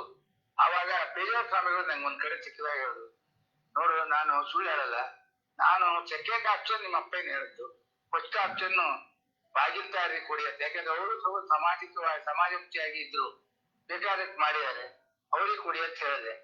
ಆದ್ರಿಂದ ಏನೋ ನಿಮ್ಮ ಅಪ್ಪಗೆ ಲಕ್ಕಿತ್ತು, ನಿಮ್ಮ ಅಪ್ಪಗೆ ಸಿಕ್ತು. ನಾನು ಹೇಳಿದ್ ಮಾತ್ರ ಹೀಗೆ, ಅದರಲ್ಲಿ ಎರಡು ಮಾತಿಲ್ಲ, ಸುಳ್ಳು ಹೇಳಕ್ ಬರಲ್ಲ ನನಗೆ, ಸತ್ಯವನ್ನೇ ಹೇಳ್ತೇನೆ ಅಂತ. ಸತ್ಯವನ್ನೇ ಮಾತನಾಡುವ, ಯಾಕಂದ್ರೆ ನೇರ. ಒಂದ್ ವೇಳೆ ನಾವುಗಳೆಲ್ಲ ನಮ್ಗೆಲ್ಲ ಈ ಏನಂತ ಹೇಳಿದ್ರೆ ಒಂದು ದೊಡ್ಡ ಒಂದು ಇನ್ಫ್ಲೂಯೆನ್ಸಸ್ ಇದೇ ಹೋಯ್ತು. ಯಾಕೆಂದ್ರೆ ನಾವೇನಾದ್ರು ರಾತ್ರಿ ಮಲಗಿದಾಗ ಏನಾದ್ರು ಅದಕ್ಕೆ ಬೇರೆ ನಮ್ಗೆ ಬೇಜಾರು ಸಮಯ ಇದೆಯಲ್ಲ ಅನ್ನುವ ಭಾವನೆ ನಮ್ಮ ಹತ್ರ ಇದಿತ್ತು. ಆ ಭಾವನೆ ಅಂದ್ರೆ ಇವ್ರು ಆ ಲೆವೆಲ್ ಇತ್ತು. ಯಾರಿಗಾರು ಫೋನ್ ಮಾಡಿದ್ರೆ ಇಮಿಡಿಯೇಟ್ ಫೋನ್ ಮಾಡೋರು. ನಾನೇ ಇಲ್ಲಿ ವಿದ್ಯಾಪೀಠದ ಆಫೀಸರ್ ಎಷ್ಟೊತ್ತಲ್ಲ ಕೂತ್ಕೊಂಡು ಕೆಲಸ ಮಾಡ್ಕೊಂಡಿದ್ದೆ ಅಂತ ಒಂದು ಇದು ಸಾಮಾಜಿಕವಾಗಿ ಬರೇ ಧಾರ್ಮಿಕವಾಗಿ ಪೂಜೆ ಮಾಡ್ತಾ ಕೂತ್ಕೊಳ್ಳಿಲ್ಲ. ಸಮಾಜದ ಹಿತಾಸಕ್ತಿಗೆ ಹಿಂದೂ ಧರ್ಮ ಇವತ್ತೇನಾದ್ರು ಉಳಿದಿದ್ರೆ ಈ ನಮ್ಮ ಶ್ರೀಗಳದ್ದು ಒಂದು ಪಾತ್ರ, ದೊಡ್ಡ ಪಾತ್ರ ಇದೆ. ಯಾಕೆಂದ್ರೆ ಅದಕ್ಕೆ ಮೋದಿ ಇರ್ಬೋದು, ಮೋದಿಜಿ ಇರ್ಬೋದು, ಅದ್ವಾನಿಯರ್ ಇರ್ಬೋದು, ಸ್ವಾಮಿಯರ್ ಅಂದ್ರೆ ಬಹಳ ಗೌರವ. ಸ್ವಾಮಿಯರ್ ಎಲ್ಲರಿಗೂ ಗೌರವ ಕೊಡ್ತಾರೆ, ಇವರಿಗೆ ಕೊಡುವ ಗೌರವ ಅತ್ಯುನ್ನತ. ಇಂತಹ ಲೆವೆಲ್ ಇದ್ದಂತ ನಮ್ಮ ಈ ಪೇಜಾವರ ಶ್ರೀಗಳು ನಮ್ಮನ್ನೆಲ್ಲ ಬಿಟ್ಟು ಅಂತ ಏನಂತ ಹೇಳಲಿಕ್ಕೆ ಅಂದ್ರೆ ಅವರು ದೇವ್ರ ಪಾಲ್ ಸೇರಿದ್ರು. ನಮಗೀಗ ಯಾರು ಏನ್ ಎಂತಿಲ್ಲ, ನಮ್ಮ ರಾತ್ರಿ ಆಗಲಿ ನಮ್ಗೆ ಆಲೋಚನೆ ಯಾವಂತ ಪರಿಸ್ಥಿತಿ. ಯಾಕೆಂತ ಅವರು ನನಗೊಬ್ಬ ಹೇಳೋದು, ನಾನು 2008ರಲ್ಲಿ ನನ್ನ ಮಗನ ಮದುವೆ 9ರಲ್ಲಿ, ಮೊನ್ನೆ ಮಗಳ ಮದುವೆ ಮಾಡಿದೆ 2019ರಲ್ಲಿ, ಗೃಹ ಪ್ರವೇಶ ಮಾಡಿದೆ 2005ರಲ್ಲಿ. ಆಮೇಲೆ ಅವರು ಅದಕ್ಕೂ ಅಟೆಂಡ್ ಮಾಡಿ ಅವರು ಪರ್ಯಾಯ ಕೂತಾಗ ಪರ್ಯಾಯ ಯಾಕೆಂತಂದ್ರೆ ಅವ್ರ ಜನಪ್ರಿಯತೆಯನ್ನು ನಿಮ್ಗೊಂದು ಬರ್ತದೆ. ನಮ್ಮ ಕೋಟೇಶ್ವರ ಮಹಾರಾಣಿ ಕುಂದಾಪುರ ತಾಲೂಕಿನವರು ಬೇಜಾರು ಶ್ರೀಗಳಂದ್ರೆ ಎದ್ದಿರ್ತಾರೆ. ಅವರ ಪರ್ಯಾಯಕ್ಕೆ ಕೊಟ್ಟಂತ ಹೊರಕಾಣಿಕೆ ಈ 3 ವರ್ಷ ಚರಿತ್ರೆಯಲ್ಲಿ ಎಲ್ಲೂ ಕುಂದಾಪುರ ಭಾಗದಿಂದ ಬಂದು ಯಾವ ಸ್ವಾಮಿಯರಿಗೂ ಬರಲಿಲ್ಲ. ಅಂಥ ಒಂದು ಜನ ಉಪಯೋಗ. ಯಾಕೆಂತಂದ್ರೆ ಇವರು ಸಮಾಜಕ್ಕೆ ಉಪಯೋಗ ಬೇಕಾದಷ್ಟು ಮಾಡ್ತಾ ಇದ್ದಾರಂತ ಅಂತ ಆತರ ಎದ್ದು ಕೊಟ್ಟು. ಸೊ ನಾನು ಯಾಕೆಂತಂದ್ರೆ ನೆಕ್ಸ್ಟ್ ಪಲಿಮಾರಿಗೂ ಕೊಟ್ಟರು, ಆ ಲೆವೆಲ್ ತಲುಕಾಗಿಲ್ಲ. ಯಾಕಂದ್ರೆ ಜನರಿಗೆ ಉತ್ಸಾಹ ಬರ್ಬೇಕಲ್ಲ. ಬೇಜಾರ ಸ್ವಾಮಿಗಳು ಕಂಡಕ್ಕೂ ಜನರಿಗೆ ಉತ್ಸಾಹ ಜಾಸ್ತಿ ಆಗ ಈ ತರ. ಯಾಕಂದ್ರೆ ಬೇಜಾರ ಸ್ವಾಮಿಗಳು ಎಲ್ಲಾ ಜಾತಿಯವ್ರನ್ನ ಒಂದೇ ರೀತಿಯಲ್ಲಿ ನೋಡಿದಂತ ಮಹಾನ್ ಭಾವರು. ಇದನ್ನ ಯಾರು ಅರ್ಥಕ್ಕಾಗಲ್ಲ. ಅಂದ ಕಾಲದಲ್ಲಿ ನಾನು ಸಣ್ಣ ಹುಡುಗ ಇದ್ದಾಗ ಇವ್ರು ಹರಿಜನರ ಮನೆಗೆ ಹೋದ್ರು, ಅವ್ರಿಗೆ ಮನೆಗೆ ಹೋದ್ರು. ಹರಿಜನರು ಹಿಂದೂಗಳೇ, ಎಲ್ಲರೂ ಹಿಂದೂ. ಏನಂದ್ರೆ ಮಡಿಯನ್ನು ಆಚಾರ ಖಾಲಿ ಸ್ವಚ್ಛತೆ ಆಧಾರದ ಮೇಲೆ ಮಡಿ. ಯಾಕೆಂತ ಹೇಳಿದ್ರೆ ಮಡಿ ಸ್ನಾನ ಮಾಡ್ಕೊಂಡ್ ಬಂದೇನೆ ಕ್ಲೀನ್ ಆಗಿರ್ಬೇಕಂತ.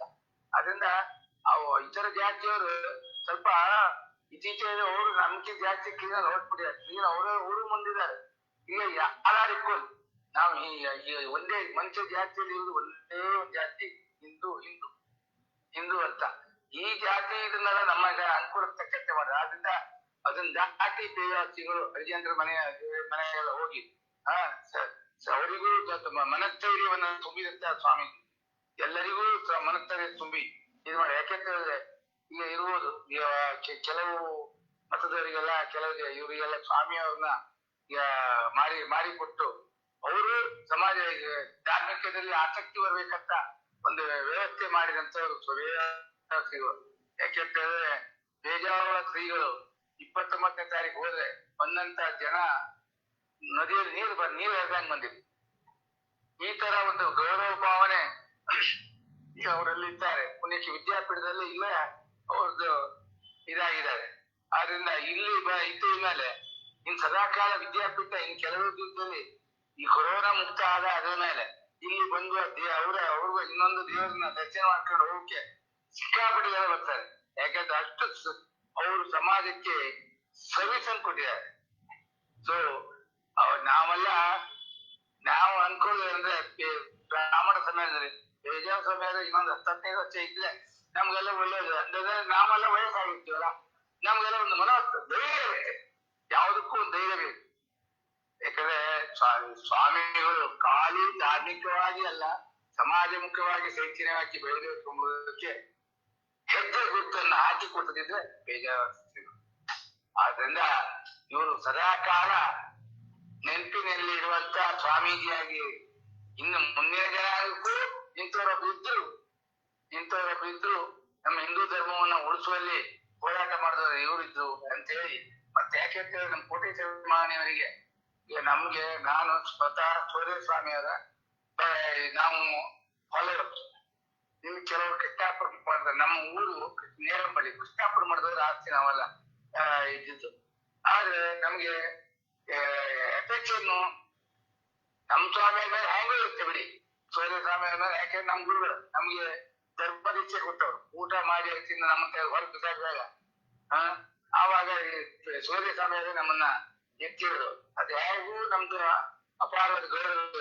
ಹಾಗೇನೆ ಬೇಗಾರ ಸ್ವಾಮಿಯವರು ಏನಂತ ಹೇಳಿದ್ರೆ ನಮ್ಮನ್ನೆಲ್ಲ ನಮ್ಮ ಜನಗಳನ್ನೆಲ್ಲ ನೀವು ನಿಮ್ಗೋಸ್ಕರ ಬದುಕುದಲ್ಲ, ಸಮಾಜಕ್ಕೋಸ್ಕರ ನಿಮ್ಮ ಸರ್ವಿಸ್ ಬೇಕು ಅಂತೇಳಿ ಹೇಳ್ಕೊಂಡು ಬಂದು ಸಮಾಜ ಮುಕ್ತವಾಗಿ ಎಲ್ಲ ಬೆಳೆದು ಕೆಲವೊಂದು ವ್ಯಕ್ತಿಗಳೆಲ್ಲ ನಮ್ಮವ್ರನ್ನೆಲ್ಲ ಸೇರಿಸಿ ನೀವು ಒಂದು ಸಮಾಜಕ್ಕೆ ಸೇವೆ ಸಲ್ಲಿಸಿ ಅಂತ ಫೋಕಸ್ ಮಾಡಿದಂತ ಸ್ವಾಮಿ.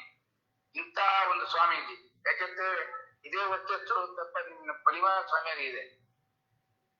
ಪಲಿಮಾರ ಸ್ವಾಮಿಯರಿಗೂ ಒಳ್ಳೆ ವರ್ಚಸ್ಸಿದೆ. ಯಾಕಂದ್ರೆ ನಾನು ಬಹಳ ಹತ್ತಿರದಿಂದ ನೋಡ್ತಾ ಇದ್ದೀನಿ. ನಮ್ಮ ಸೋದರರು ಇನ್ನು ಅದೇ ಲೈನಿಗೆ ಬರ್ತಾ ಇದ್ದಾರೆ ಅಂತ ಅನ್ಕೊಂತೇನೆ. ಅಂದ್ರೆ ಅಷ್ಟ ಮಟ್ಟದ ಸ್ವಾಮಿಗಳಲ್ಲಿ ಇರುವುದರಿಂದ ಈ ಹದ್ಮಾರ್ ಸ್ವಾಮಿ ಅವ್ರು ಏನ್ ಮಾಡಿದ್ದಾರೆ, ಎಜುಕೇಶನ್ ಇನ್ಸ್ಟಿಟ್ಯೂಷನ್ ಮಾಡಿದ್ದಾರೆ. ನಾವೇನಂತ ಹೇಳಿದ್ರೆ ಒಂದ್ ಕಾಲದಲ್ಲಿ ಅನ್ಕೊಂತ ಇರ್ತೀವಿ ಏನಂತಂದ್ರೆ ಬರೀ ಬೇರೆ ಜಾತಿ ಮಾಡ್ತಾರೆ, ನಮ್ಮವ್ರು ಮಾಡುದಿಲ್ಲ, ನಮ್ಮ ಬ್ರಾಹ್ಮಣರು ಮಾಡುದಿಲ್ಲ. ನಾವು ಆ ವಿಷಯದಲ್ಲಿ ಹದ್ಮಾರ್ ಸ್ವಾಮಿ ಅವ್ರನ್ನ ಮೆಚ್ಚೇವೆ. ಹದ್ಮಾರ್ ಸ್ವಾಮಿ ಇನ್ಸ್ಟಿಟ್ಯೂಷನ್ ಮಾಡಿ ಒಳ್ಳೊಳ್ಳೆ ಇನ್ಸ್ಟಿಟ್ಯೂಷನ್ ಮಾಡಿ. ಹಾಗೆ ವೈದಿಕ ಧರ್ಮ ಇವತ್ತು ಏನಾದ್ರು ಉಳಿದಿದ್ರೆ ಅದ್ ಕಾರಣ ಬೇಜಾರು. ನಮ್ಮ ಹೈದರಾಬಾದ್ ನಲ್ಲಿ ವೈದಿಕ ಮಾಡೋಕೆ ಪುರೋಹಿತರನ್ನೆಲ್ಲ ಕೊಟ್ಟದ್ದಿವ್ರೆ. ಇಲ್ಲಿ ವಿದ್ಯಾಭ್ಯಾಸ ಮಾಡಿ ಇಲ್ಲಿ ಇರ್ಬೋದು, ಪಟ್ರಾಪುರ ಇರ್ಬೋದು, ಅದ್ರ ಆಚೆ ಇರ್ಬೋದು, ಎಲ್ಲೆಲ್ಲಿ ಆಗ್ಬೇಕು ಮಠ, ಇನ್ನು ಕೆಟ್ಟ ಮಠ ಇದೆಯೋ ಎಲ್ಲಾ ಕಡೆನೂ ಇವ್ರಿಗೆ ಇಲ್ಲಿದ್ರೆ ಜನ ಪುರೋಹಿತರಿಗೆ ವೈದಿಕ ಮಾಡ್ತಿದ್ದಿಲ್ಲ, ಹಿರಿಯರನ್ನ ನೆನ್ಸ್ಕೊಳ್ಳೋದಿಲ್ಲ. ಅಂತ ಒಂದು ವ್ಯವಸ್ಥೆಯನ್ನ ಇವತ್ತು ಉಳಿಲಿಕ್ಕೆ ಕಾರಣ ಪೇಜಾವರ. ಇಂಥ ಹಲವಾರು ಒಳ್ಳೊಳ್ಳೆ ಕೆಲಸ ಮಾಡಿ ಭಗವಂತನ ಪಾದ ಸೇರಿದವರು ನನ್ನ ಮನಸ್ಸಿಗೆ ಸಿಗೋದು ಸ್ವರ್ಗದಲ್ಲೇ ಇದ್ದಾರೆ. ಅಂತ ಸ್ವಾಮಿಗಳನ್ನ ಕಳ್ಕೊಂಡ ಇವತ್ತು ನಾವು ಅನಾಥರಾಗಿದ್ದೇವೆ ಅಂತ ಅನ್ಕೋತೆ. ಆದರೂ ಸ್ವಾಮಿಯವ್ರ ಮ್ಯಾಲಿಂದ ನೋಡ್ತಾ ಇರ್ತಾರೆ. ಯಾಕಂತೇಳಿ ನನ್ನ ಹಾಗೆ ಬಹಳಷ್ಟು ಭಕ್ತರನ್ನ ಕೊನೆಗಾಲದವರು ಕಂಡಕ್ಕೂ ಗುರ್ತಿರ್ತಾ ಇರ್ತವ್ರು.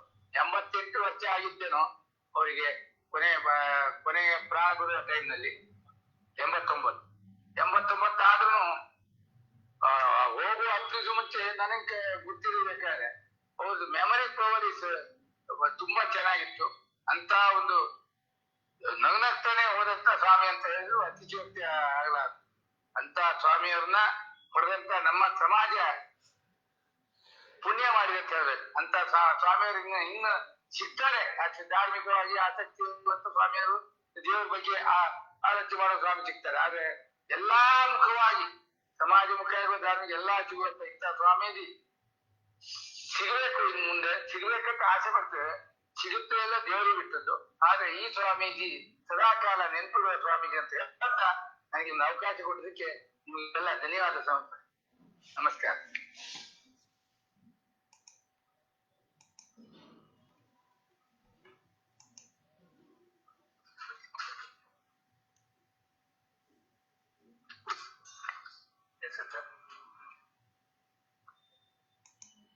ಇದುವರೆಗೂ ಕೂಡ ಶ್ರೀಯುತ ರಾಘವೇಂದ್ರಾಯರು ತುಂಬಾ ಚೆನ್ನಾಗಿ ಶ್ರೀಪಾದಂಗಳವರ ವ್ಯಕ್ತಿತ್ವವನ್ನ ಚಿತ್ರಣ ಮಾಡಿದರು. ಯಾವತ್ತೂ ಕೂಡ ನಮ್ಮ ಸಮಾಜ, ಕೋಟೇಶ್ವರ ಮಾಗಣೆ ಸಮಾಜ ಶ್ರೀಪಾದಂಗಳವರನ್ನ ಗೌರವಿಸ್ತಾ ಇದೆ. ಎಲ್ಲಾ ಶ್ರೀಪಾದಂಗಳವರು ನಮ್ಗೆ ಧರ್ಮ ಶ್ರದ್ಧೆಯನ್ನ ನಮ್ಮಲ್ಲಿ ಕ್ರಿಯೇಟ್ ಮಾಡಿದ್ರು, ಉಂಟು ಮಾಡಿದ್ರು. ಇದು ಪೇಜಾವರ ಶ್ರೀಪಾದಂಗಳವರು ಒಂದು ಹೆಜ್ಜೆ ಮುಂದನ್ನ ಇಟ್ರು. ಕೇವಲ ಧರ್ಮ ಶ್ರದ್ಧೆ ಅಲ್ಲ, ಸಮಾಜ ಸೇವೆಯನ್ನ ಸಲ್ಲಿಸಬೇಕು. ಇದು ನಮಗೆ ಪೇಜಾವರ ಶ್ರೀಪಾದಂಗಳವರು ತೋರಿಸಿಕೊಟ್ಟಿರ್ತಕ್ಕಂತಹ ಇದೊಂದು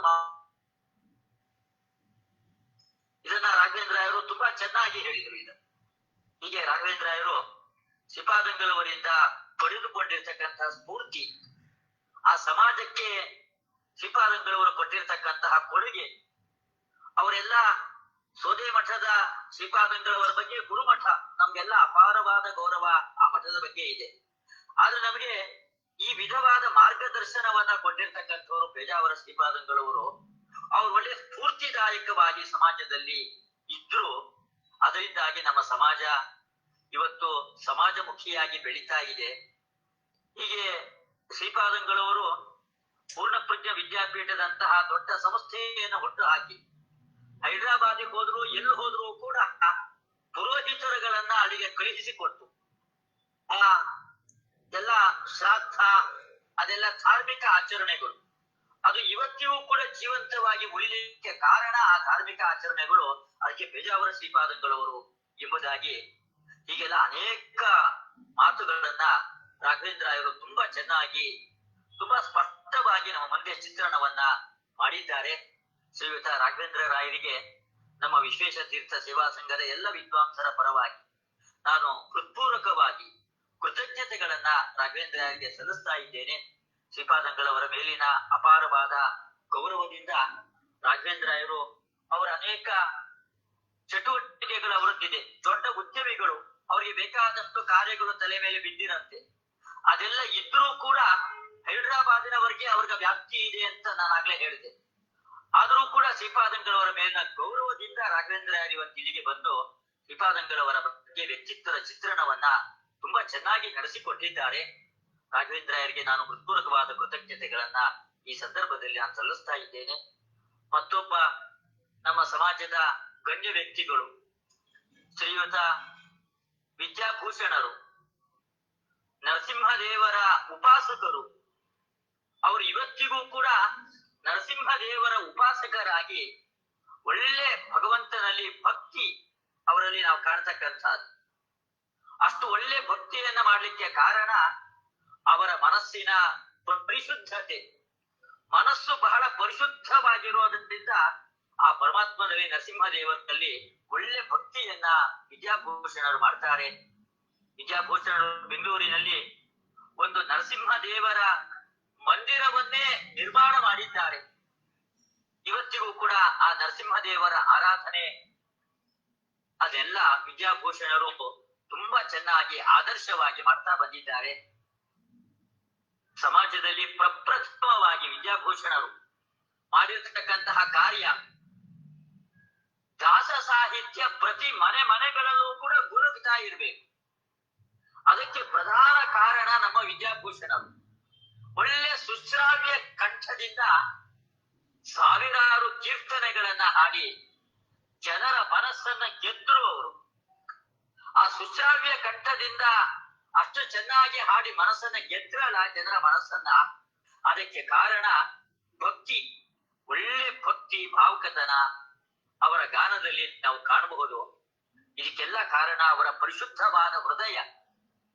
ಶ್ರೀಪಾದಂಗಳವರು ಪರಮ ಪೂಜ್ಯ ವಿಶ್ವೇಶ ತೀರ್ಥ ಶ್ರೀಪಾದಂಗಳವರ ಜೊತೆಗೆ ಹಲವಾರು ವರ್ಷಗಳ ಕಾಲದ ಒಡನಾಟ, ಅನೇಕ ವರ್ಷಗಳ ಕಾಲ ಶ್ರೀಪಾದಂಗಳವರಲ್ಲಿ ಶಿಷ್ಯರಾಗಿದ್ದು ಅವರಿಂದ ಎಲ್ಲಾ ಗ್ರಂಥಗಳು, ತರ್ಕಶಾಸ್ತ್ರ, ವೇದಾಂತ ಶಾಸ್ತ್ರ, ನ್ಯಾಯಸುಧಾದವರೆಗೆ ಎಲ್ಲ ಪಾಠಗಳನ್ನು ಕೂಡ ವಿದ್ಯಾಭೂಷಣರು ಶ್ರೀಪಾದಂಗಳವರಲ್ಲಿ ಅಧ್ಯಯನ ಮಾಡಿರ್ತಕ್ಕಂಥವ್ರು. ಒಳ್ಳೆ ಶಾಸ್ತ್ರದಲ್ಲಿ ಪರಿಣತಿಯನ್ನ ಹೊಂದಿರತಕ್ಕಂತಹ ವಿದ್ಯಾಭೂಷಣರು. ನಮ್ಮಲ್ಲಿ ಒಂದು ಮಾತಿದೆಯಲ್ಲ, ಸುಧಾ ಓದಿ ಪದ ಓದು ಎಂಬುದಾಗಿ. ಹಾಗೆ ವಿದ್ಯಾಭೂಷಣರು ನ್ಯಾಯಸುಧಾ ಗ್ರಂಥದ ಅಧ್ಯಯನವನ್ನು ಮಾಡಿದವರು. ಹರಿದಾಸ ಸಾಹಿತ್ಯದ ಅಧ್ಯಯನವನ್ನ ತುಂಬಾ ಚೆನ್ನಾಗಿ ಅವರು ಮಾಡಿರ್ತಕ್ಕಂಥವ್ರು. ಒಳ್ಳೆ ಪ್ರಭುತ್ವದಿಂದ ಮಾತನಾಡೋದು, ಕೇವಲ ಸುಶ್ರಾವ್ಯ ಕಂಠದಿಂದ ಆಡೋದು ಮಾತ್ರ ಅಲ್ಲ, ಒಳ್ಳೆ ಪ್ರಭುತ್ವದಿಂದ ಅರ್ಥ ವಿವರಣೆಯನ್ನ ನೀಡತಕ್ಕಂತಹ ಪರಿಣತಿಯನ್ನ, ಪಾಂಡಿತ್ಯವನ್ನು ಕೂಡ ವಿದ್ಯಾಭೂಷಣರು ಸಂಪಾದನೆ ಮಾಡಿದ್ದಾರೆ. ಹೀಗೆ ಹರಿದಾಸ ಸಾಹಿತ್ಯದಲ್ಲಿ ಅದರ ಪ್ರಚಾರದಲ್ಲಿ ಮುಂಚೂಣಿಯಲ್ಲಿರ್ತಕ್ಕಂಥವರು ಶ್ರೀಯುತ ವಿದ್ಯಾಭೂಷಣರು. ಶ್ರೀಪಾದಂಗಳವರ ಜೊತೆಗೆ ಹಲವಾರು ವರ್ಷಗಳ ಕಾಲದ ಒಡನಾಟ ವಿದ್ಯಾಭೂಷಣರಿಗೆ. ಅವರಿಗೆ ಬಹಳಷ್ಟು ಅನುಭವಗಳಿದೆ. ಶ್ರೀಪಾದಂಗಳವರ ಜೊತೆಗೆ ಇರೋದ್ರಿಂದಾಗಿ ಬಹಳಷ್ಟು ಅನುಭವಗಳಿದೆ. ಆ ಅನುಭವಗಳನ್ನ ಇವತ್ತು ಹಂಚಿಕೊಳ್ಳಿಕ್ಕೋಸ್ಕರವಾಗಿ ನಮ್ಮ ಜೊತೆಗೆ ಅವರು ಇವತ್ತು ಬಂದಿದ್ದಾರೆ. ಅವರು ಕೂಡ ಹಲವಾರು ಕಾರ್ಯಕ್ರಮಗಳಲ್ಲಿ ತಮ್ಮನ್ನ ತೊಡಗಿಸಿಕೊಂಡಿರ್ತಕ್ಕಂಥವ್ರು. ಆದರೂ ಕೂಡ ಶ್ರೀಪಾದಂಗಳವರ ಮೇಲಿನ ಗೌರವದಿಂದ ಈ ಕಾರ್ಯಕ್ರಮದಲ್ಲಿ ಭಾಗವಹಿಸಲಿಕ್ಕೋಸ್ಕರವಾಗಿ ಬಂದಿದ್ದಾರೆ. ಪರಮ ಪೂಜ್ಯ ವಿಶ್ವೇಶತೀರ್ಥ ಶ್ರೀಪಾದಂಗಳವರಿಗೆ ವಿದ್ಯಾಭೂಷಣರ ಬಗ್ಗೆ ಬಹಳಷ್ಟು ಅಭಿಮಾನ ವಿಶ್ವಾಸ.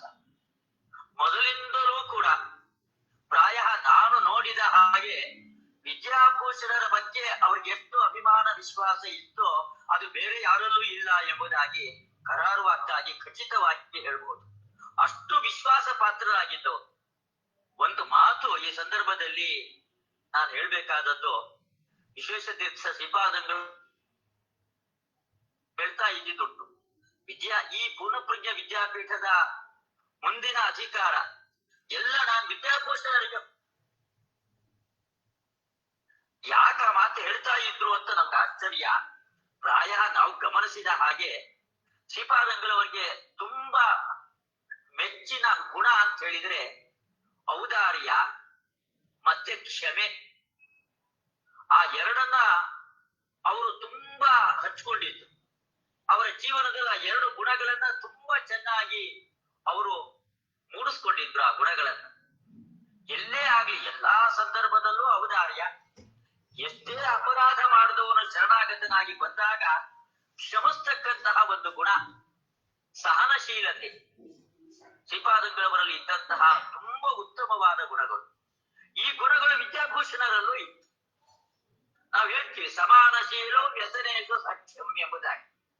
ಆ ವಿಶ್ವಾಸ ಪ್ರೀತಿ ಬೆಳಿಲಿಕ್ಕೆ ಆ ಗುಣಗಳು ಸಮಾನವಾದ ಗುಣಗಳಿರ್ಬೇಕು. ವಿದ್ಯಾಭೂಷಣರಲ್ಲೂ ಕೂಡ ಇಂತಹ ಕ್ಷಮಾಗುಣ, ಔದಾರ್ಯ, ಆ ಸಹನಶೀಲತೆ, ಅದೆಲ್ಲ ಗುಣಗಳನ್ನ ವಿಶ್ವೇಶತೀರ್ಥ ಶ್ರೀಪಾದಂಗಳವರು ವಿದ್ಯಾಭೂಷಣರಲ್ಲಿ ಗಮನಿಸಿದ್ರು. ಆದ್ರಿಂದಾಗೇನೇನೆ ವಿದ್ಯಾಭೂಷಣರ ಬಗ್ಗೆ ಬಹಳಷ್ಟು ಅಭಿಮಾನ ವಿಶ್ವಾಸಗಳನ್ನ ತೋರಿಸ್ತಾ ಇದ್ರು.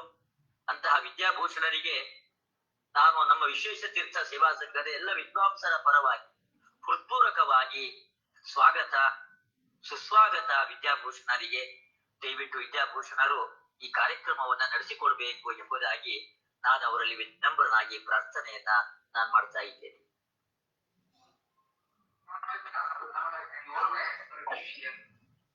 ಮಮ ವಾಚಮಿಮಾಂ ಪ್ರಸುಪ್ತಾಂ ಸಂಜೀವಯತಿ ಅಖಿಲ ಶಕ್ತಿಧರಃ ಧಾಮ್ನಾ ಅನ್ಯಾಂಶ್ಚ ಹಸ್ತಚರಣ ಶ್ರವಣತ್ವಗಾದೀನ್ ಪ್ರಾಣಾನ್ ನಮೋ ಭಗವತೆ ಪುರುಷಾಯ. ಬಂಧುಗಳೇ,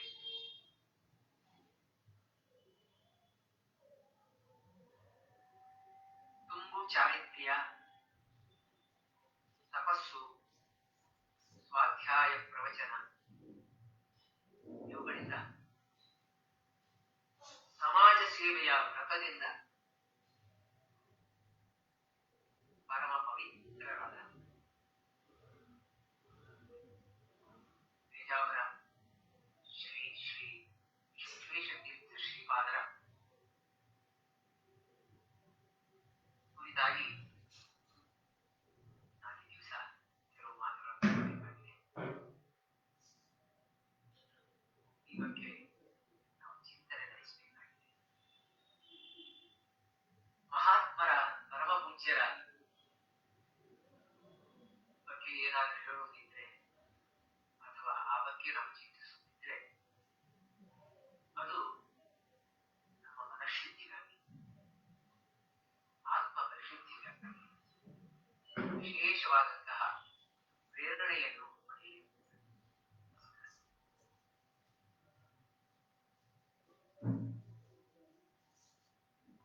ಪರಮ ಪೂಜ್ಯ ಪೇಜಾವರ ಶ್ರೀಪಾದರೊಂದಿಗೆ ನಾನು ವಾಚನ ಪ್ರವಚನ ಕಾರ್ಯಕ್ರಮಗಳಲ್ಲಿ ಭಾಗವಹಿಸಿದೆ. ಶ್ರೀಮದ್ ಭಾಗವತದ, ರಾಮಾಯಣದ, ಹರಿಕಥಾಮೃತ ಸಾರದ, ಮಹಾಭಾರತದ ಅಥವಾ ಇನ್ನಾವುದೇ ವಿಶೇಷ ವಿಷಯಗಳನ್ನು ಕುರಿತು ಅವರು ಪ್ರವಚನ ಮಾಡ್ತಾ ಇದ್ದರೆ ಅವರೇ ಸೂಚಿಸಿದ ಶ್ಲೋಕಗಳನ್ನು, ಉಗಾಭೋಗಗಳನ್ನು, ಪದಗಳನ್ನು ಆರಿಸಿಕೊಂಡು ಆಯ್ಕೆ ಮಾಡಿಕೊಂಡು ಅದರ ವಾಚನವನ್ನು ನಾನು ಮಾಡ್ತಾ ಇದ್ದೆ. ಅಂತಹ ಒಂದು ಕಾರ್ಯಕ್ರಮ ತುಂಬಾ ಆ ಕಾಲದಲ್ಲಿ ಪರಿಣಾಮಕಾರಿಯಾಗಿತ್ತು.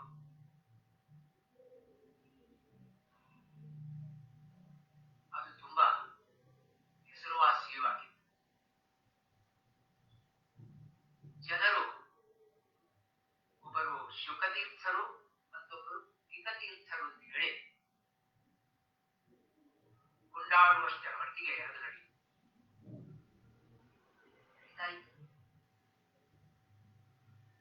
ವಿಜಯಾವರ ಶ್ರೀಪಾದರು ಅದೆಲ್ಲ ವಿನೋದಕ್ಕಾಗಿ ಹೇಳುವಂತಹದ್ದು.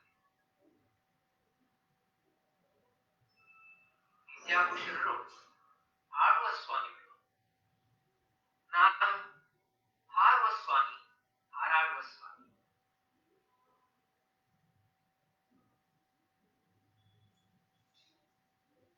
ನಾನು ಇನ್ನೂ ಹಾಡತಲೇ ಇದ್ದೀನಿ. ಆದರೆ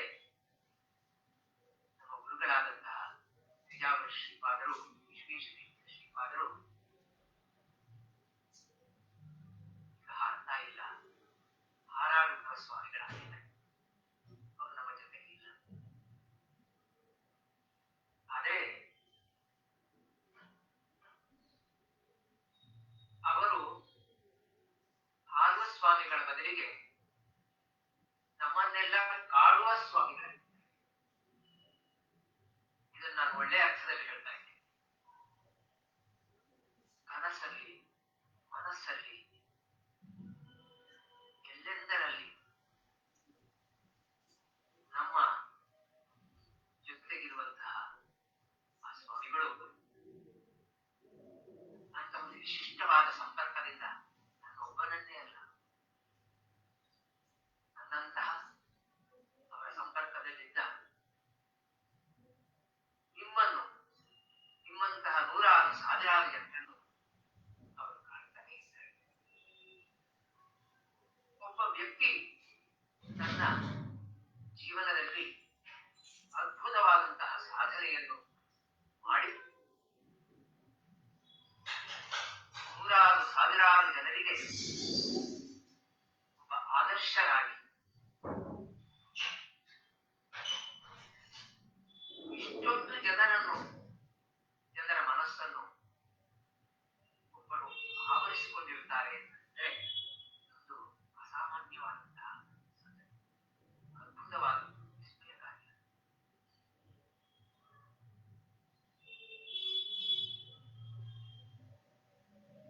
ಶ್ರೀ ವಿಶ್ವೇಶತೀರ್ಥ ಶ್ರೀಪಾದರಿಗೆ ಆಶ್ರಮವಾಗುವ ಮೊದಲು, ಆಗಿಂದು ಅವರಿಗೆ 7 8 ಸುಬ್ರಹ್ಮಣ್ಯಕ್ಕೆ ನಮ್ಮ ಪರಮ ಗುರುಗಳಾದಂತಹ ಶ್ರೀ ವಿಶ್ವಜ್ಞತೀರ್ಥ ಶ್ರೀಪಾದರನ್ನು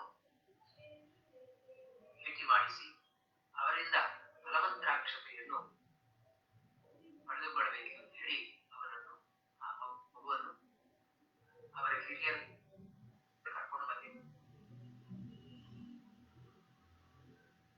ಶ್ರೀಪಾದರ ಪೂರ್ವಾಶ್ರಮದ ಗುರುಮಠ ಸುಬ್ರಹ್ಮಣ್ಯ ಮಠವಾದ್ದರಿಂದ ಇಂತಹ ಒಂದು ಉಪಕ್ರಮವಾಗಿದೆ.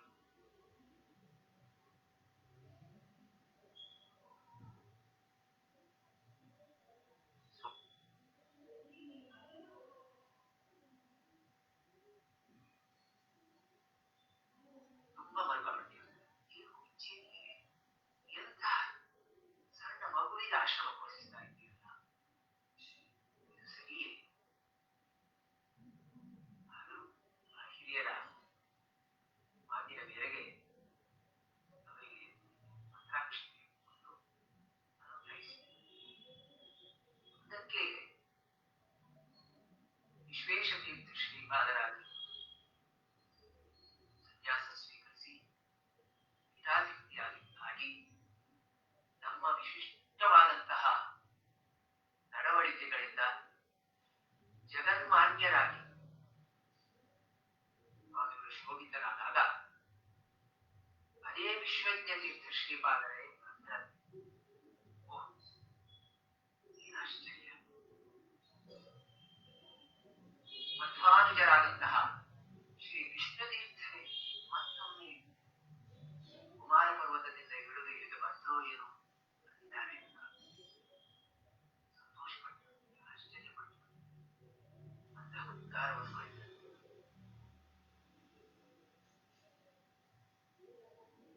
ನನಗೆ 3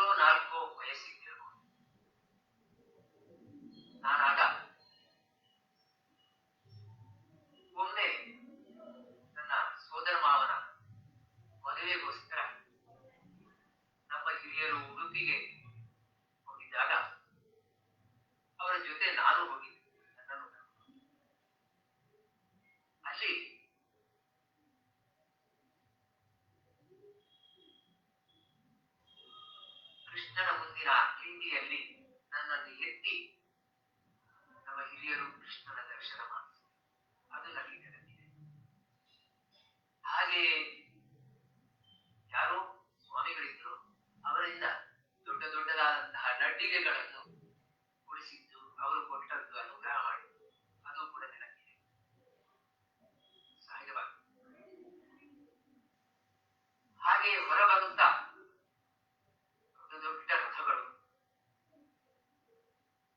ಪೂಜಾ ಸಾಮಗ್ರಿಗಳ ಅಂಗಡಿಗಳು, ಮಣಿಸಲಟ್ಟಿನ ಅಂಗಡಿ, ಝಗಮಗಿಸುವ ಏನೋ ವಿದ್ಯುತ್ತಿನ ಅಲಂಕಾರಗಳು, ಇದನ್ನೆಲ್ಲ ಇನ್ನೂ ಆಗಾಗ್ಗೆ ನೆನಪಿಸಿಕೊಳ್ತೇನೆ ಆ ಬಾಲ್ಯವನ್ನು. ಹಾಗೆ ಅದಕ್ಕಿಂತ ಮಿಗಿಲಾಗಿ ಒಂದು ಮಠದಲ್ಲಿ ತೇಜಪೂಜ್ಯ ಯತಿಯನ್ನು ನಾನು ಮುಕ್ತವಾದಂತಹ ಮನಸ್ಸಿದ್ದಂತಹ ಆ ಒಂದು ಸಮಯದಲ್ಲಿ ಅಂತಹ ಒಬ್ಬ ಯತಿಯನ್ನು ನೋಡಿದೆ.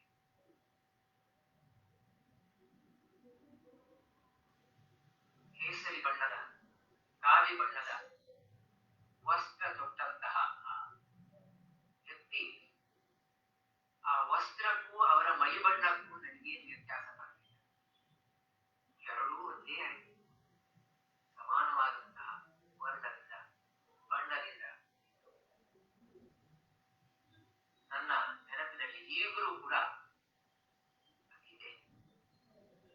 ಮುಂದೆ ಸ್ವಾಮಿಗಳನ್ನು, ವಿಜಾವರ ಶ್ರೀಪಾದರನ್ನು ನಾನು ಜೊತೆಗೂಡಿದಾಗ, ಅವರಲ್ಲಿ ವ್ಯಾಸಂಗಕ್ಕಾಗಿ ನಾನು ಸೇರಿಕೊಂಡಾಗ, ಅವರ ವ್ಯಕ್ತಿತ್ವದ ಪರಿಚಯ ನನಗಾದಾಗ,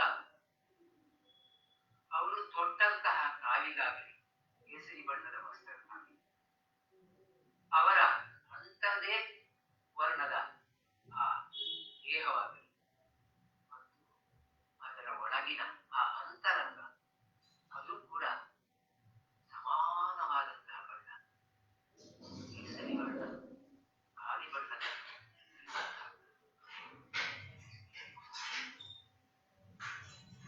ಕೇಸರಿ, ಅದು ತ್ಯಾಗದ ಸಂಕೇತ, ಸತ್ಯದ ಸಂಕೇತ. ಅಂತಹ ಶ್ರೀ ಶ್ರೀಗಳವರು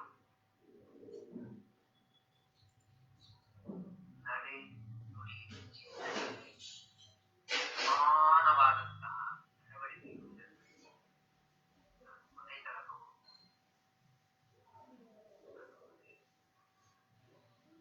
ವಿಶೇಷವಾದಂತಹ ಪ್ರೇರಣೆ, ಸ್ಫೂರ್ತಿ.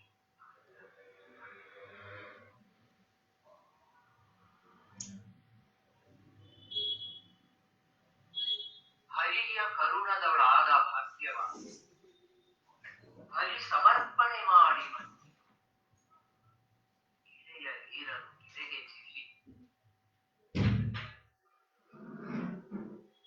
ವರವ ಪಡೆದವರ ವೃತ್ತಿ ಮಾಡಿ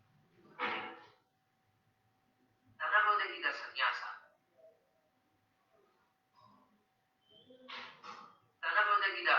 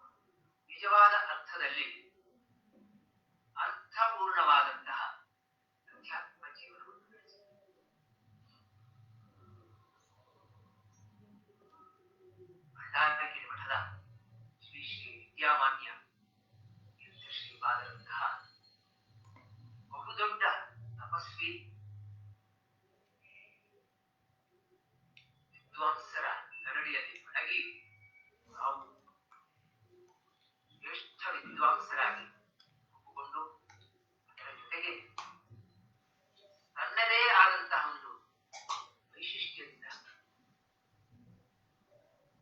ಸಮಾಜ ಸೇವೆಯ ಒಂದು ಸಂದರ್ಭವನ್ನು ರೂಪಿಸಿಕೊಂಡು ಜಗನ್ಮಾನ್ಯರಾಗಿ ಅವರು ದೇಶದ ಅತ್ಯುತ್ತಮ ಶಾಸ್ತ್ರಪಟರು, ಶಿಕ್ಷಕರು,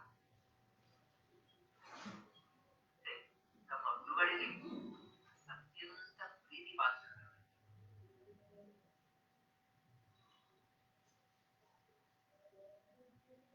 ಆಚಾರ್ಯ ಮಧ್ವರು ತಿಳಿಸಿದ ರೀತಿಯಲ್ಲಿ ಹರಿಯ ಸರ್ವೋತ್ತಮತ್ವವನ್ನು ಪ್ರತಿಪಾದಿಸುವುದರ ಜೊತೆಗೆ ಆತ್ಮನಃ ಶಾಸ್ತ್ರ ಜಗದ್ಧಿತಾಯ ಮತ್ತೆ ಜಗತ್ತಿನ ಹಿತಕ್ಕಾಗಿಯೂ ಅವರು ಮಾಡಿದಂಥ ಜಗಸ್ಯ ಶುಶ್ರೂಷಾ ಕರ್ತವ್ಯ ಆ ರೀತಿಯಲ್ಲಿ ಅವರು ಮಾಡಿ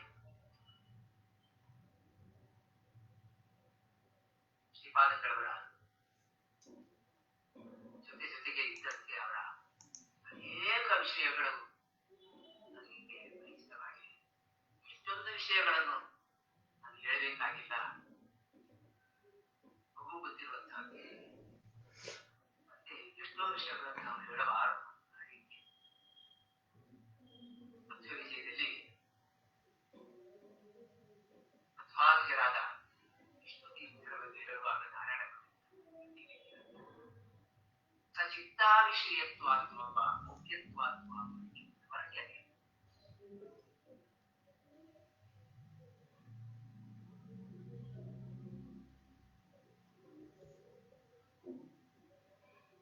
ಕೆಲವೆಲ್ಲ ರಹಸ್ಯಗಳು, ಕೆಲವೆಲ್ಲ ನಮಗೆ ತಿಳಿಯದು. ಹೀಗೆ ಗುರುಗಳ ವಿಷಯದಲ್ಲಿಯೂ ಕೂಡ ಎಷ್ಟೋ ವಿಷಯಗಳು ತಿಳಿಯಲಿಕ್ಕೆ ಸಾಧ್ಯವಾಗುತ್ತದೆ.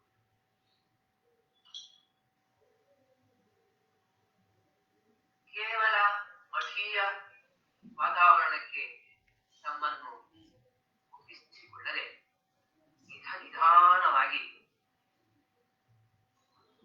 ತನ್ನ ಸೀಮೆಯನ್ನು ವಿಸ್ತರಿಸಿಕೊಂಡು ಮೊದಲು ಮಠದ ಮುಷ್ಟಿಯನ್ನು ದಾಟಿ ಹೊರಗೆ ಬಂದು ಇಡೀ ಮಾಧ್ವ ಸಮಾಜದ ಏಳಿಗೆಗಾಗಿ ಒಂದು ಸಂಘಟಿತವಾದಂತಹ ಒಂದು ಪ್ರಯತ್ನವನ್ನು ನಡೆಸಲಿಕ್ಕೆ ಮಾಧ್ವ ಮಹಾಮಂಡಲವನ್ನು ರೂಪಿಸ್ತಾರೆ. ಶಾಸ್ತ್ರದ ಸಂದೇಶ ಎಲ್ಲರ ಸುತ್ತಾಗಬೇಕು, ಎಲ್ಲರನ್ನೂ ತಿಳ್ಕೊಳ್ಬೇಕು. ನಮ್ಮಲ್ಲಿ ಪಂಡಿತರು ಪುರೋಹಿತರು ಜಾಸ್ತಿ ಆಗಬೇಕು, ಅವರಿಂದ ಸಮಾಜಕ್ಕೆ ಉಪಯೋಗ ಆಗಬೇಕು, ಉಪಕಾರ ಆಗಬೇಕು. ಅದಕ್ಕಾಗಿ ಪೂರ್ಣಪ್ರಜ್ಞ ವಿದ್ಯಾಪೀಠವಂತಹ ಒಂದು ಮಹತ್ವಪೂರ್ಣವಾದಂತಹ ಸಂಸ್ಥೆ ಇದು ಮಾಧ್ವ ಸಮಾಜಕ್ಕಾಗಿ ಅವರು ಮಾಡಿದಂತಹ ಘನವಾದಂತಹ ಕಾರ್ಯ. ಇನ್ನೂ ಸ್ವಲ್ಪ ವಿಸ್ತರಿಸಿ ಅದೇ ಮಾಧ್ವ ಮಹಾಮಂಡಲದ ಆಶ್ರಯದಲ್ಲಿ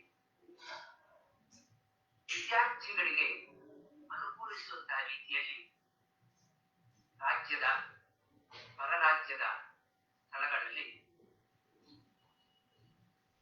ವಿದ್ಯಾರ್ಥಿ ನಿಲಯಗಳನ್ನು ಸ್ಥಾಪಿಸಿ ಅಲ್ಲಿ ಯಾವುದೇ ಮತಭೇದವಿಲ್ಲದೆ ವಿದ್ಯಾರ್ಥಿಗಳನ್ನು ಸೇರಿಸಿಕೊಂಡು ಅವರಿಗೆ ವಿದ್ಯಾಭ್ಯಾಸಕ್ಕೆ ಅನುಕೂಲವನ್ನು ಕಲ್ಪಿಸುವುದು. ಇದನ್ನೆಲ್ಲ ನಾನು ಕಣ್ಣಾರೆ ಕಂಡಿದೆ. ಉತ್ತರ ಕನ್ನಡದ ಬಿರು ಬೇಸಿಗೆಯಲ್ಲಿ ವಿದ್ಯಾರ್ಥಿ ನಿಲಯಕ್ಕೆ ಪೋಷಕವಾಗುವಂತಹ ರೀತಿಯಲ್ಲಿ ಅವರು ಧಾನ್ಯ ಸಂಗ್ರಹ ಮಾಡ್ತಾ ಇದ್ದರು. ಕೆಲವೇ ದಿವಸಗಳಲ್ಲಿ ನನಗೆ ಅದು ಸಾಕಾಗಬೇಕು. ಅಂದರೆ ಬಿರು ಬಿಸಿಲಲ್ಲಿ ನಡೆದುಕೊಂಡು ಆ ಸನ್ನಿಧಾನದಲ್ಲಿ ಅವರು ಮನೆಗೆ ನಡೆದು ಆಹಾರವನ್ನು ಸಂಗ್ರಹಿಸಿ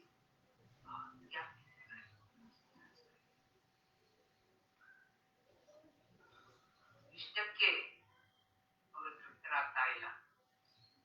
ಸಮಾಜ ಸೇವೆಯ ಇನ್ನೊಂದು ಘಟ್ಟ ಇಡೀ ಹಿಂದೂ ಸಮಾಜಕ್ಕೆ ಆಗಬೇಕು ಎನ್ನುವಂತಹ ರೀತಿಯಲ್ಲಿ ವಿಶ್ವ ಹಿಂದೂ ಪರಿಷತ್ತಿನ ಆಶ್ರಯದಲ್ಲಿ ಅಥವಾ ನಮ್ಮದೇ ಆದಂತಹ ರೀತಿಯಲ್ಲಿ ನಾವೆಲ್ಲರೂ ಒಂದು, ನಾವೆಲ್ಲರೂ ಸೋದರರು ಎನ್ನುವ ರೀತಿಯಲ್ಲಿ ಅವರು ಅನುಸಂಧಾನ ಮಾಡಿಕೊಂಡು ಅದಕ್ಕಾಗಿ ಬಹಳ ವಿಶೇಷವಾದ ರೀತಿಯಿಂದ ಸೇವೆಯನ್ನು ಮಾಡಿದರು, ಕಾರ್ಯನಿರ್ವಹಿಸಿದರು. ಎಲ್ಲೇ ಬರಗಾಲವಿರಲಿ, ಎಲ್ಲೇ ಅತಿವೃಷ್ಟಿ ಇರಲಿ, ಪ್ರವಾಹದ ಒಂದು ಸಂದರ್ಭ ಇರಲಿ, ಅಲ್ಲಿಗೆ ಧಾವಿಸಿ ಆರ್ತನ ಕಣ್ಣೀರು ಒರೆಸುವಂತಹ ಕೆಲಸವನ್ನು ಮಾಡಿದರು.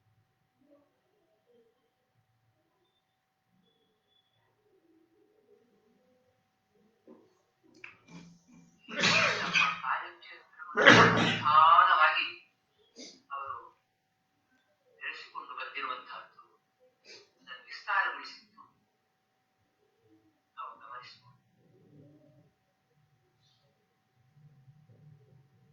ಅಷ್ಟೊಂದು ದೊಡ್ಡ ಪೀಠದ ಅಧಿಪತಿಯಾಗಿದ್ದು ಅಷ್ಟೊಂದು ಗೌರವ ಆದರಗಳನ್ನು ಸಂಪಾದನೆ ಮಾಡಿದ್ರು.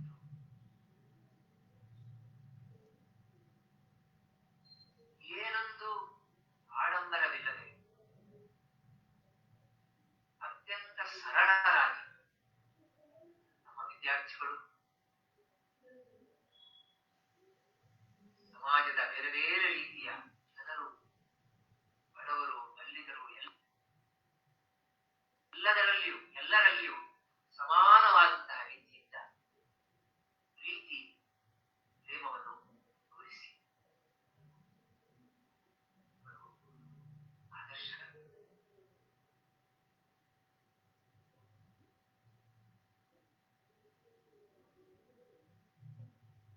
ಬಾಂಧವಾಃ ವಿಷ್ಣು ಭಕ್ತಾಶ್ಚ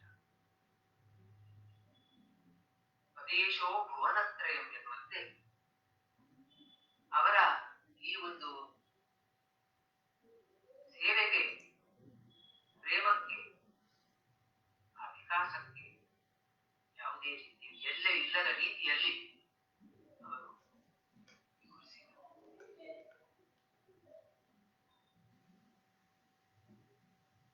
ಜನರ ಬಗ್ಗೆ ವಿಶೇಷವಾದಂತಹ ಕಳಕಳಿಯವರಿಗೆ ಶಾಸ್ತ್ರದ ಸಂದೇಶ ಎಲ್ಲರನ್ನೂ ಮುಟ್ಟಬೇಕು ಎನ್ನುವಂತಹ ಹರಿದಾಸರ ಯಾವ ಕಳಕಳಿ ನಮ್ಮ ಸ್ವಾಮಿಗಳು. ಅತ್ಯಂತ ಕಠಿಣವಾದಂತಹ ಶಾಸ್ತ್ರದ ವಿವರಣೆಯನ್ನು ತಮ್ಮ ಸುಲಭವಾದಂತಹ ಮಾತುಗಳಿಂದ ಅವರು ಅತ್ಯಂತ ಸುಲಭವಾಗಿ ಜನರಿಗೆ ಮುಟ್ಟಿಸಿ ಆ ಜನರ ಮುಖದಲ್ಲಿ ಸಂತೋಷವನ್ನು ಕಾಣಿಸುವುದು.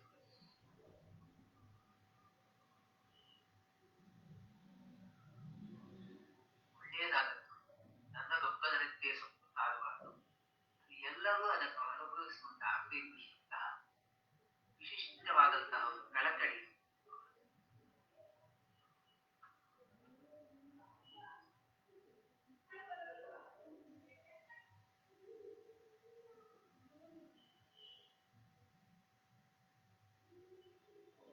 ಕಳೆದ 2019ನೇ ಇಸವಿಯ ಮೈಸೂರಿನ ಚಾತುರ್ಮಾಸ್ಯದಲ್ಲಿ ಅವರ ಜೊತೆಗೆ ಮತ್ತೊಮ್ಮೆ, ಆದರೆ ಕೊನೆಯದಾಗಿ ವಾಚನ ಪ್ರವಚನದಲ್ಲಿ ನಾನು ಭಾಗವಹಿಸುವಂತಹ ಅವಕಾಶ. ಆದರೆ ಅದು ಊಗಾಭೋಗಗಳನ್ನು ಅಥವಾ ಸಣ್ಣ ಸಣ್ಣ ಪದಗಳನ್ನು, ಶ್ಲೋಕಗಳನ್ನು ಹೇಳಿ ಅವರು ಪ್ರವಚನ ಮಾಡುವಂತಹ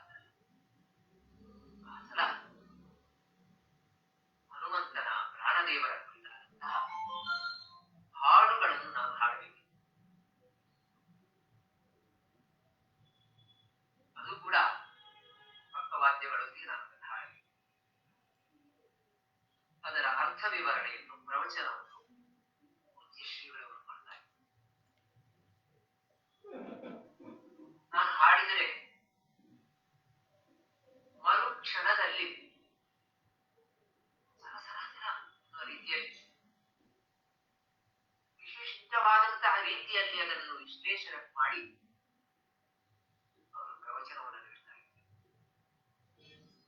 ತುಂಬಾ ಆಶ್ಚರ್ಯ. ಹೇಗೆ ಅಂತಹ ಒಂದು ಪ್ರಾಯದಲ್ಲಿ ಅವರು ಸೂಕ್ಷ್ಮವಾದಂತಹ ಪ್ರತಿಭಾಪೂರ್ಣವಾದಂತಹ ಚಿಂತನೆ, ಕೂಡಲೇ ಅದನ್ನು ಜನರ ಮುಂದಿಡುವಂತಹ ಇದೆ. ಇದನ್ನು ಕಂಡು ತುಂಬಾ ಆಶ್ಚರ್ಯವಾಗ್ತಾ ಇದೆ.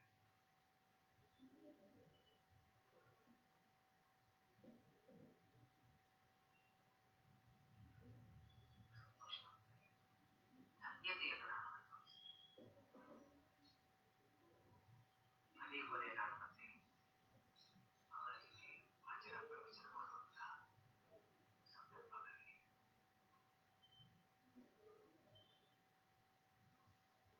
ಆ ಸಂದರ್ಭದಲ್ಲೇ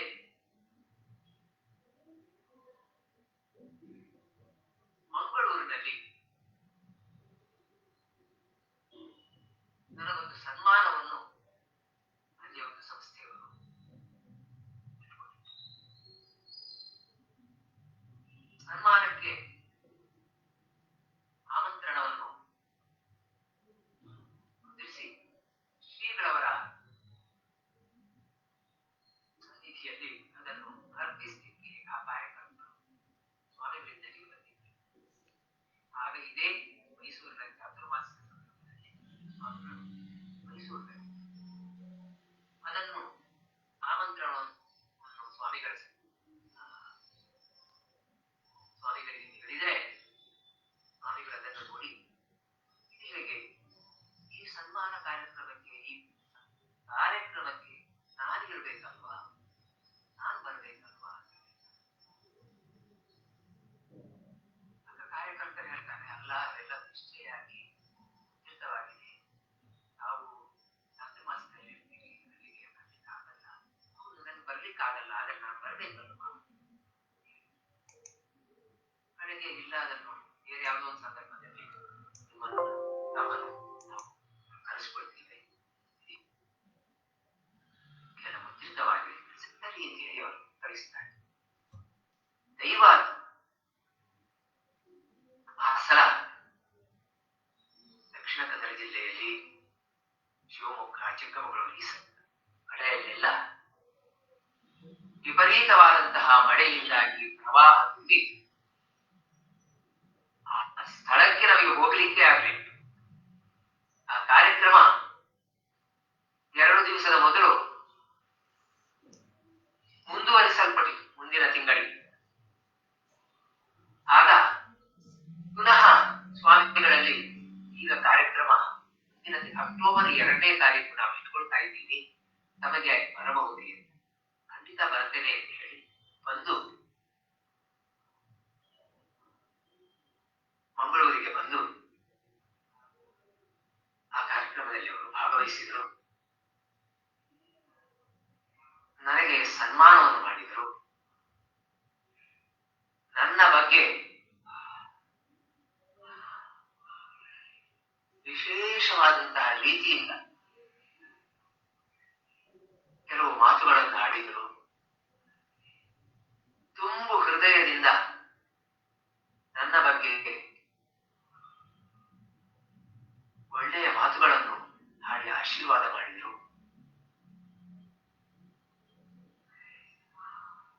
ನಾನು ಧನ್ಯತೆಯ ಭಾವವನ್ನು ಅನುಭವಿಸುತ್ತಲೇ ಅವರ 2 ಪಾದಗಳನ್ನು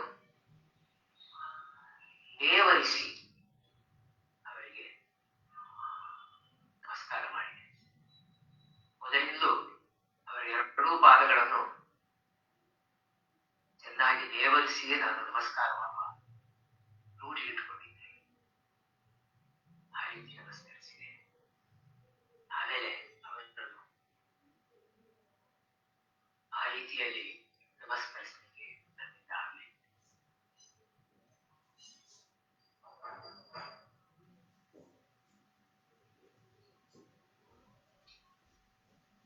ಅವರಿಗೆ ಕೊನೆಗೆ ಸಮಯವೇ ಸಾಕಾಗ ಸೇವೆಗೆ ಹೇಳಿ ಅವರಿಗೆ ನನಗೆ ಇನ್ನೂ ಮಾಡಬೇಕಾದದ್ದು ಬಹಳಷ್ಟಿದೆ ಎನ್ನುವಂತಹ ಒಂದು ಭಾವನೆ ಬಂದ್ಬಿಟ್ಟು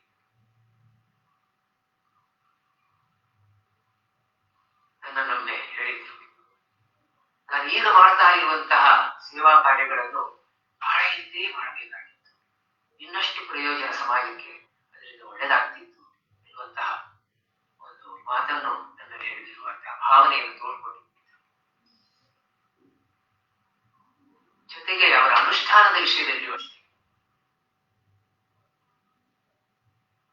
ನಾನೊಮ್ಮೆ ಅವರನ್ನು ಭೇಟಿಯಾಗಲಿಕ್ಕೆ ಹೋದಾಗ ಸುಮಾರು ರಾತ್ರಿ 11 ಗಂಟೆ ಇರಬೇಕು, 11-11:30. ಹರಿವಾಯು ಸ್ತುತಿಯ ಪುನಶ್ಚರಣೆಯನ್ನು ದೇವರ ನಿರ್ಮಾಲ್ಯವನ್ನು ಸಂಗ್ರಹಿಸಿ ಅದರಿಂದ ಮಾಡ್ತಾ ಇದ್ದ ಆ ಹೊತ್ತಿಗೆ ನಾನು ಆಶ್ಚರ್ಯ ಚಕಿತನಾಗ್ಬಿಟ್ಟೆ. ನೀವು ಒಂದು ಮುಂದೆ ಆದರೆ ಇನ್ನೂ ಒಂದು ನನಗೆ ಅನುಭವ ಇತ್ತವರು ಪ್ರತಿದಿನ ಮಾಡಬೇಕಾದಂತಹ ಎಷ್ಟೋ ಸ್ತೋತ್ರ ಪಾರಾಯಣಗಳನ್ನು ಜಪಗಳನ್ನು ಯಾವಾಗ ಅವರಿಗೆ ಅವಕಾಶ ಒದಗುತ್ತದೋ ಅದೆಲ್ಲ ಮಾಡುವಂತ ಒಟ್ಟಿನಲ್ಲಿ ತಮ್ಮ ಇಡೀ ದಿನವನ್ನು ಅವರು ಭಗವಂತನ ಆರಾಧನೆಗೆ, ಅನುಷ್ಠಾನಕ್ಕೆ, ಸಮಾಜದ ಸೇವೆಗೆ ಮುಡಿಪಾಗಿತ್ತು. ಅಂತಹ ವಿಶಿಷ್ಟವಾದಂತಹ ಅದ್ಭುತವಾದಂತಹ ಸಾಧನೆಯನ್ನು ಮಾಡಿದ ಚೇತನ.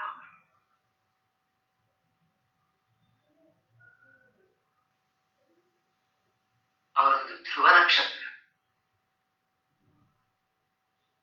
ನಕ್ಷತ್ರವನ್ನು ಮುಟ್ಟಬೇಕು ಅಂತ ಯಾರು ಹೇಳಿದರು? ಮುಟ್ಟಲಿಕ್ಕೆ ಸಾಧ್ಯ ಇಲ್ಲ, ನೋಡಬಹುದಷ್ಟು. ಆದರೆ ಧ್ರುವ ನಕ್ಷತ್ರದ ಪ್ರಯೋಜನವನ್ನು ನಾವು ಪಡೆದುಕೊಳ್ಳಬೇಕು. ಸಾಗರದಲ್ಲಿ ದಿಕ್ಕು ತೋಚದೆ ಇರುವಂತಹ ನೌಕೆಗಳನ್ನು ದಡಮುಟ್ಟಿಸಬಲ್ಲಂತಹ ದಾರಿ ದೀಪವಾಗಿ ಧ್ರುವ ನಕ್ಷತ್ರ. ನಮ್ಮ ಸ್ವಾಮಿಗಳು ಅದೇ ತರ. ಅವರ ಎತ್ತರಕ್ಕೆ ಉಳಿದವರಿಗೆ ಏರ್ಲಿಕ್ಕಾಗದೇ ಆಗುವುದಿಲ್ಲ. ಆದರೆ ಅವರು ನಡೆದು ತೋರಿಸಿದಂತಹ ದಾರಿಯನ್ನು, ಆದರ್ಶವನ್ನು ಕಂಡು ವಿಶೇಷವಾದಂತಹ ಒಂದು ಪ್ರೇರಣೆಯನ್ನು ನಾವು ಪಡೆಯಬಹುದು, ಅದರಿಂದ ಉದ್ಧತರಾಗಬಹುದು.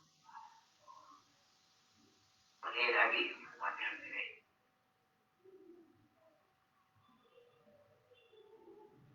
ಸ್ವಾಮಿಗಳು ಬಹಳ ಹಿಂದೆ ನಾನು ಅವರ ಜೊತೆಗೇ ಇದ್ದಾಗ ನಾನು ಹಾಡಿದ ಕನಕದಾಸರ ಈಶ ನಿನ್ನ ಚರಣ ಭಜನೆ ಆಶೆಯಿಂದ ಮಾಡುವೆನು ದೋಷರಾಶಿ ನಾಶ ಮಾಡು ಶ್ರೀಶ ಕೇಶವ ಎನ್ನುವಂತಹ ಹಾಡು ನಾನು ಹಾಡಿದ್ದೆ. ಅದು ತುಂಬಾ ಜನಪ್ರಿಯವಾಗಿತ್ತು, ಸ್ವಾಮಿಗಳಿಗೆ ತುಂಬಾ ಇಷ್ಟವಾಗಿತ್ತು ಆ ಹಾಡು. ಅವರು ಹೇಳಿದರು, ನಾನು ಕೊನೆಯಲ್ಲಿ ಹರಿಪದವನ್ನು ಸೇರ್ತಾ ಇರುವಾಗ ಪ್ರಾಣೋತ್ಕ್ರಮಣದ ಆ ಸಂದರ್ಭದಲ್ಲಿ ನೀವು ಹಾಡ್ತಾ ಇರಬೇಕು, ನಾನು ಕೇಳಬೇಕು. ಆ ಕೊನೆಯಲ್ಲಿ ಈ ಹಾಡನ್ನು ಹಾಡುವಂತಹ ಒಂದು ಸಂದರ್ಭವೇ ನನಗೆ ಒದಗಿ ಬರಲಿಲ್ಲ. ಆದರೆ ಸ್ವಾಮಿಗಳು ಅಂತಹ ಸ್ಥಿತಿಯಲ್ಲಿದ್ದಾರೆ, ಹಿಂದೇನು ನಮ್ಮನ್ನು ಬಿಟ್ಟು ಹೋಗಲಿದ್ದಾರೆ ಎನ್ನುವಂತಹ ವಾರ್ತೆ ತಿಳಿದು ನನ್ನ ಮನೆಯ, ನನ್ನ ದೇವರ ಕೋಣೆಯ, ದೇವರ ಕಾಲಗುಣದಲ್ಲಿ ಪಾದಮೂಲದಲ್ಲಿ ಕುಳಿತುಕೊಂಡು ಸ್ವಾಮಿಗಳನ್ನು ನೆನೆಸಿಕೊಂಡು ಮನದಲ್ಲಿಯೇ ಆ ಈಶನಿಂದ ಚರಣ ಭಜನೆ ಹಾಡಿಕೊಂಡೆ.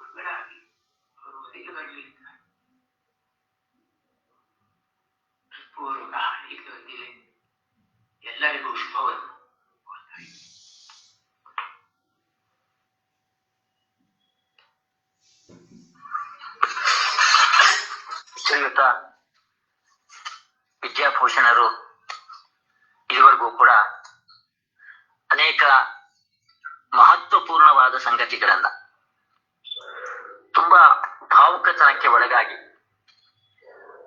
ಶ್ರೀಪಾದಂಗಳವರ ಬಗ್ಗೆ ಅಷ್ಟ ಅಭಿಮಾನ ವಿಶ್ವಾಸವನ್ನ ವಿದ್ಯಾಭೂಷಣರು ಹೊಂದಿದ್ರು. ಅದರಿಂದ ಇವತ್ತು ತುಂಬಾ ಭಾವುಕತನಕ್ಕೆ ಒಳಗಾಗಿ ವಿದ್ಯಾಭೂಷಣರು ಅನೇಕ ವಿಚಾರಗಳನ್ನ ನಾವು ಯಾವತ್ತೂ ಕೂಡ ನಮ್ಮ ಮನಸ್ಸಿನಲ್ಲಿ ಅವನ್ನ ಮನನ ಮಾಡ್ತಾ ಇರ್ಬೇಕು. ಅದು ಯಾವಾಗ್ಲೂ ಕೂಡ ಗುಣಗುಡ್ತಾ ಇರ್ಬೇಕು. ಅಂತಹ ವಿಚಾರಗಳನ್ನ ಹೇಳಿದರು. ಧ್ರುವ ನಕ್ಷತ್ರವನ್ನ ನೋಡಬಹುದಷ್ಟೇ ಹೊರತಾಗಿ ಯಾರು ಅದನ್ನ ಮುಟ್ಲಿಕ್ಕೆ ಸಾಧ್ಯ ಇಲ್ಲ. ಹಡಗು ದಾರಿ ತಪ್ಪುವಾಗ ಧ್ರುವ ನಕ್ಷತ್ರ ಸಹಾಯ ಮಾಡುತ್ತೆ. ಹಾಗೆ ಶ್ರೀಪಾದಂಗಳವರು ಧ್ರುವ ನಕ್ಷತ್ರದಂತೆ ಎಂಬುದಾಗಿ ಅವರ ಸಾಮಾಜಿಕ ಸೇವೆ, ಅವರ ಧಾರ್ಮಿಕವಾಗಿರ್ತಕ್ಕಂಥ ಆಚರಣೆ, ಅದನ್ನ ಯಾರೂ ಕೂಡ ಮುಟ್ಲಿಕ್ಕೆ ಸಾಧ್ಯ ಇಲ್ಲ ಎಂಬುದಾಗಿ ಶ್ರೀಪಾದಂಗಳವರು ಅವರು ಪ್ರೇರಣೆ, ಪ್ರತಿಯೊಬ್ಬರಿಗೂ ಕೂಡ ಅವರಿಂದ ದೊರೆಯತಕ್ಕಂತಹ ಪ್ರೇರಣೆ ಏನು ಎಂಬುದಾಗಿ ಶ್ರೀಪಾದಂಗಳವರ ಒಂದು ಉದಾತ್ತವಾದ ಅಪೇಕ್ಷೆ, ನನ್ನ ಪ್ರಾಣದ ಉತ್ಕ್ರಮಣ ಕಾಲದಲ್ಲಿ ನೀವು ಈಶನಿಂದ ಚರಣ ಭಜನೆ ಹಾಡನ್ನ ನೀವು ಹಾಡಬೇಕು, ನಾನು ಅದನ್ನ ಕೇಳ್ತಾ ಕೇಳ್ತಾ ಕೇಳ್ತಾ ಪ್ರಾಣ ಬಿಡಬೇಕು ನಾನು ಎಂಬುದಾಗಿ ಎಂಥ ಅಪೇಕ್ಷೆ ಶ್ರೀಪಾದಂಗಳವರಿಗೆ. ಆದರೆ ಅದನ್ನ ನೆರವೇರಿಸ್ಲಿಕ್ಕೆ ಆಗ್ಲಿಲ್ಲ. ನನ್ನ ದೇವರ ಕೋಣೆಯಲ್ಲೇ ಕುಳಿತುಕೊಂಡು ನಾನು ಅದನ್ನು ಹಾಡಬೇಕಾಯಿತು ಎಂಬುದಾಗಿ ವಿದ್ಯಾಭೂಷಣರು ತುಂಬಾ ಭಾವುಕತನದಿಂದ ಈ ಮಾತನ್ನ ಆಡಿದ್ದಾರೆ. ಅವರ ಮಾತುಗಳನ್ನು ಕೇಳಿ ನಮಗೆ ಶ್ರೀಪಾದಂಗಳವರ ಬಗ್ಗೆ ಇನ್ನೂ ಕೂಡ ಗೌರವ ಇಮ್ಮಡಿ ಆಗ್ತಾ ಇದೆ, ನಮ್ಗೆ ಅಭಿಮಾನ ಇಮ್ಮಡಿ ಆಗ್ತಾ ಇದೆ. ಈ ರೀತಿ ಶ್ರೀಪಾದಂಗಳವರ ಬಗ್ಗೆ ನಮ್ಗೆ ಭಕ್ತಿ ಗೌರವವನ್ನ ಕೆರಳಿಸಿರ್ತಕ್ಕಂತಹ ಶ್ರೀಯುತ ವಿದ್ಯಾಭೂಷಣರು ಅವರಿಗೆ ನಾನು ನಮ್ಮ ವಿಶ್ವೇಶತೀರ್ಥ ಸೇವಾ ಸಂಘದ ಎಲ್ಲ ವಿದ್ವಾಂಸರ ಪರವಾಗಿ ಹೃತ್ಪೂರ್ವಕವಾಗಿ ಕೃತಜ್ಞತೆಗಳನ್ನ ನಾನು ಸಲ್ಲಿಸ್ತಾ ಇದ್ದೇನೆ. ವಿದ್ಯಾಭೂಷಣರು ಹೀಗೆ ನಮ್ಮೆಲ್ಲ ಕಾರ್ಯಕ್ರಮಗಳಲ್ಲೂ ಕೂಡ ನಮ್ಮೊಂದಿಗೆ ಅವರಿದ್ದು ನಮ್ಗೆ ಸಂತೋಷವನ್ನು ಉಂಟು ಮಾಡಬೇಕು ಎಂಬುದಾಗಿಯೂ ಕೂಡ ನಾನು ವಿದ್ಯಾಭೂಷಣರಲ್ಲಿ ವಿನಮ್ರನಾಗಿ ಪ್ರಾರ್ಥನೆಯನ್ನ ಮಾಡ್ತಾ ಇದ್ದೇನೆ. ಇವತ್ತಿಗೆ ಈಗ ಕಾರ್ಯಕ್ರಮ ಮುಕ್ತಾಯ ಆಗ್ತಾ ಇದೆ. ನಾಳೆ ದಿವಸ ಡಾಕ್ಟರ್ ಹಾದಿಗಲ್ಲು ಲಕ್ಷ್ಮೀನಾರಾಯಣ್ ಅವರು ಶ್ರೀಪಾದಂಗಳವರ ವ್ಯಕ್ತಿತ್ವದ ಚಿತ್ರಣವನ್ನು ಮಾಡ್ತಾರೆ. ಮತ್ತೆ ನಾಳೆ 7 ಗಂಟೆಗೆ ಭೇಟಿಯಾಗೋಣ. ಕೃಷ್ಣಾರ್ಪಣ ಮಸ್ತು.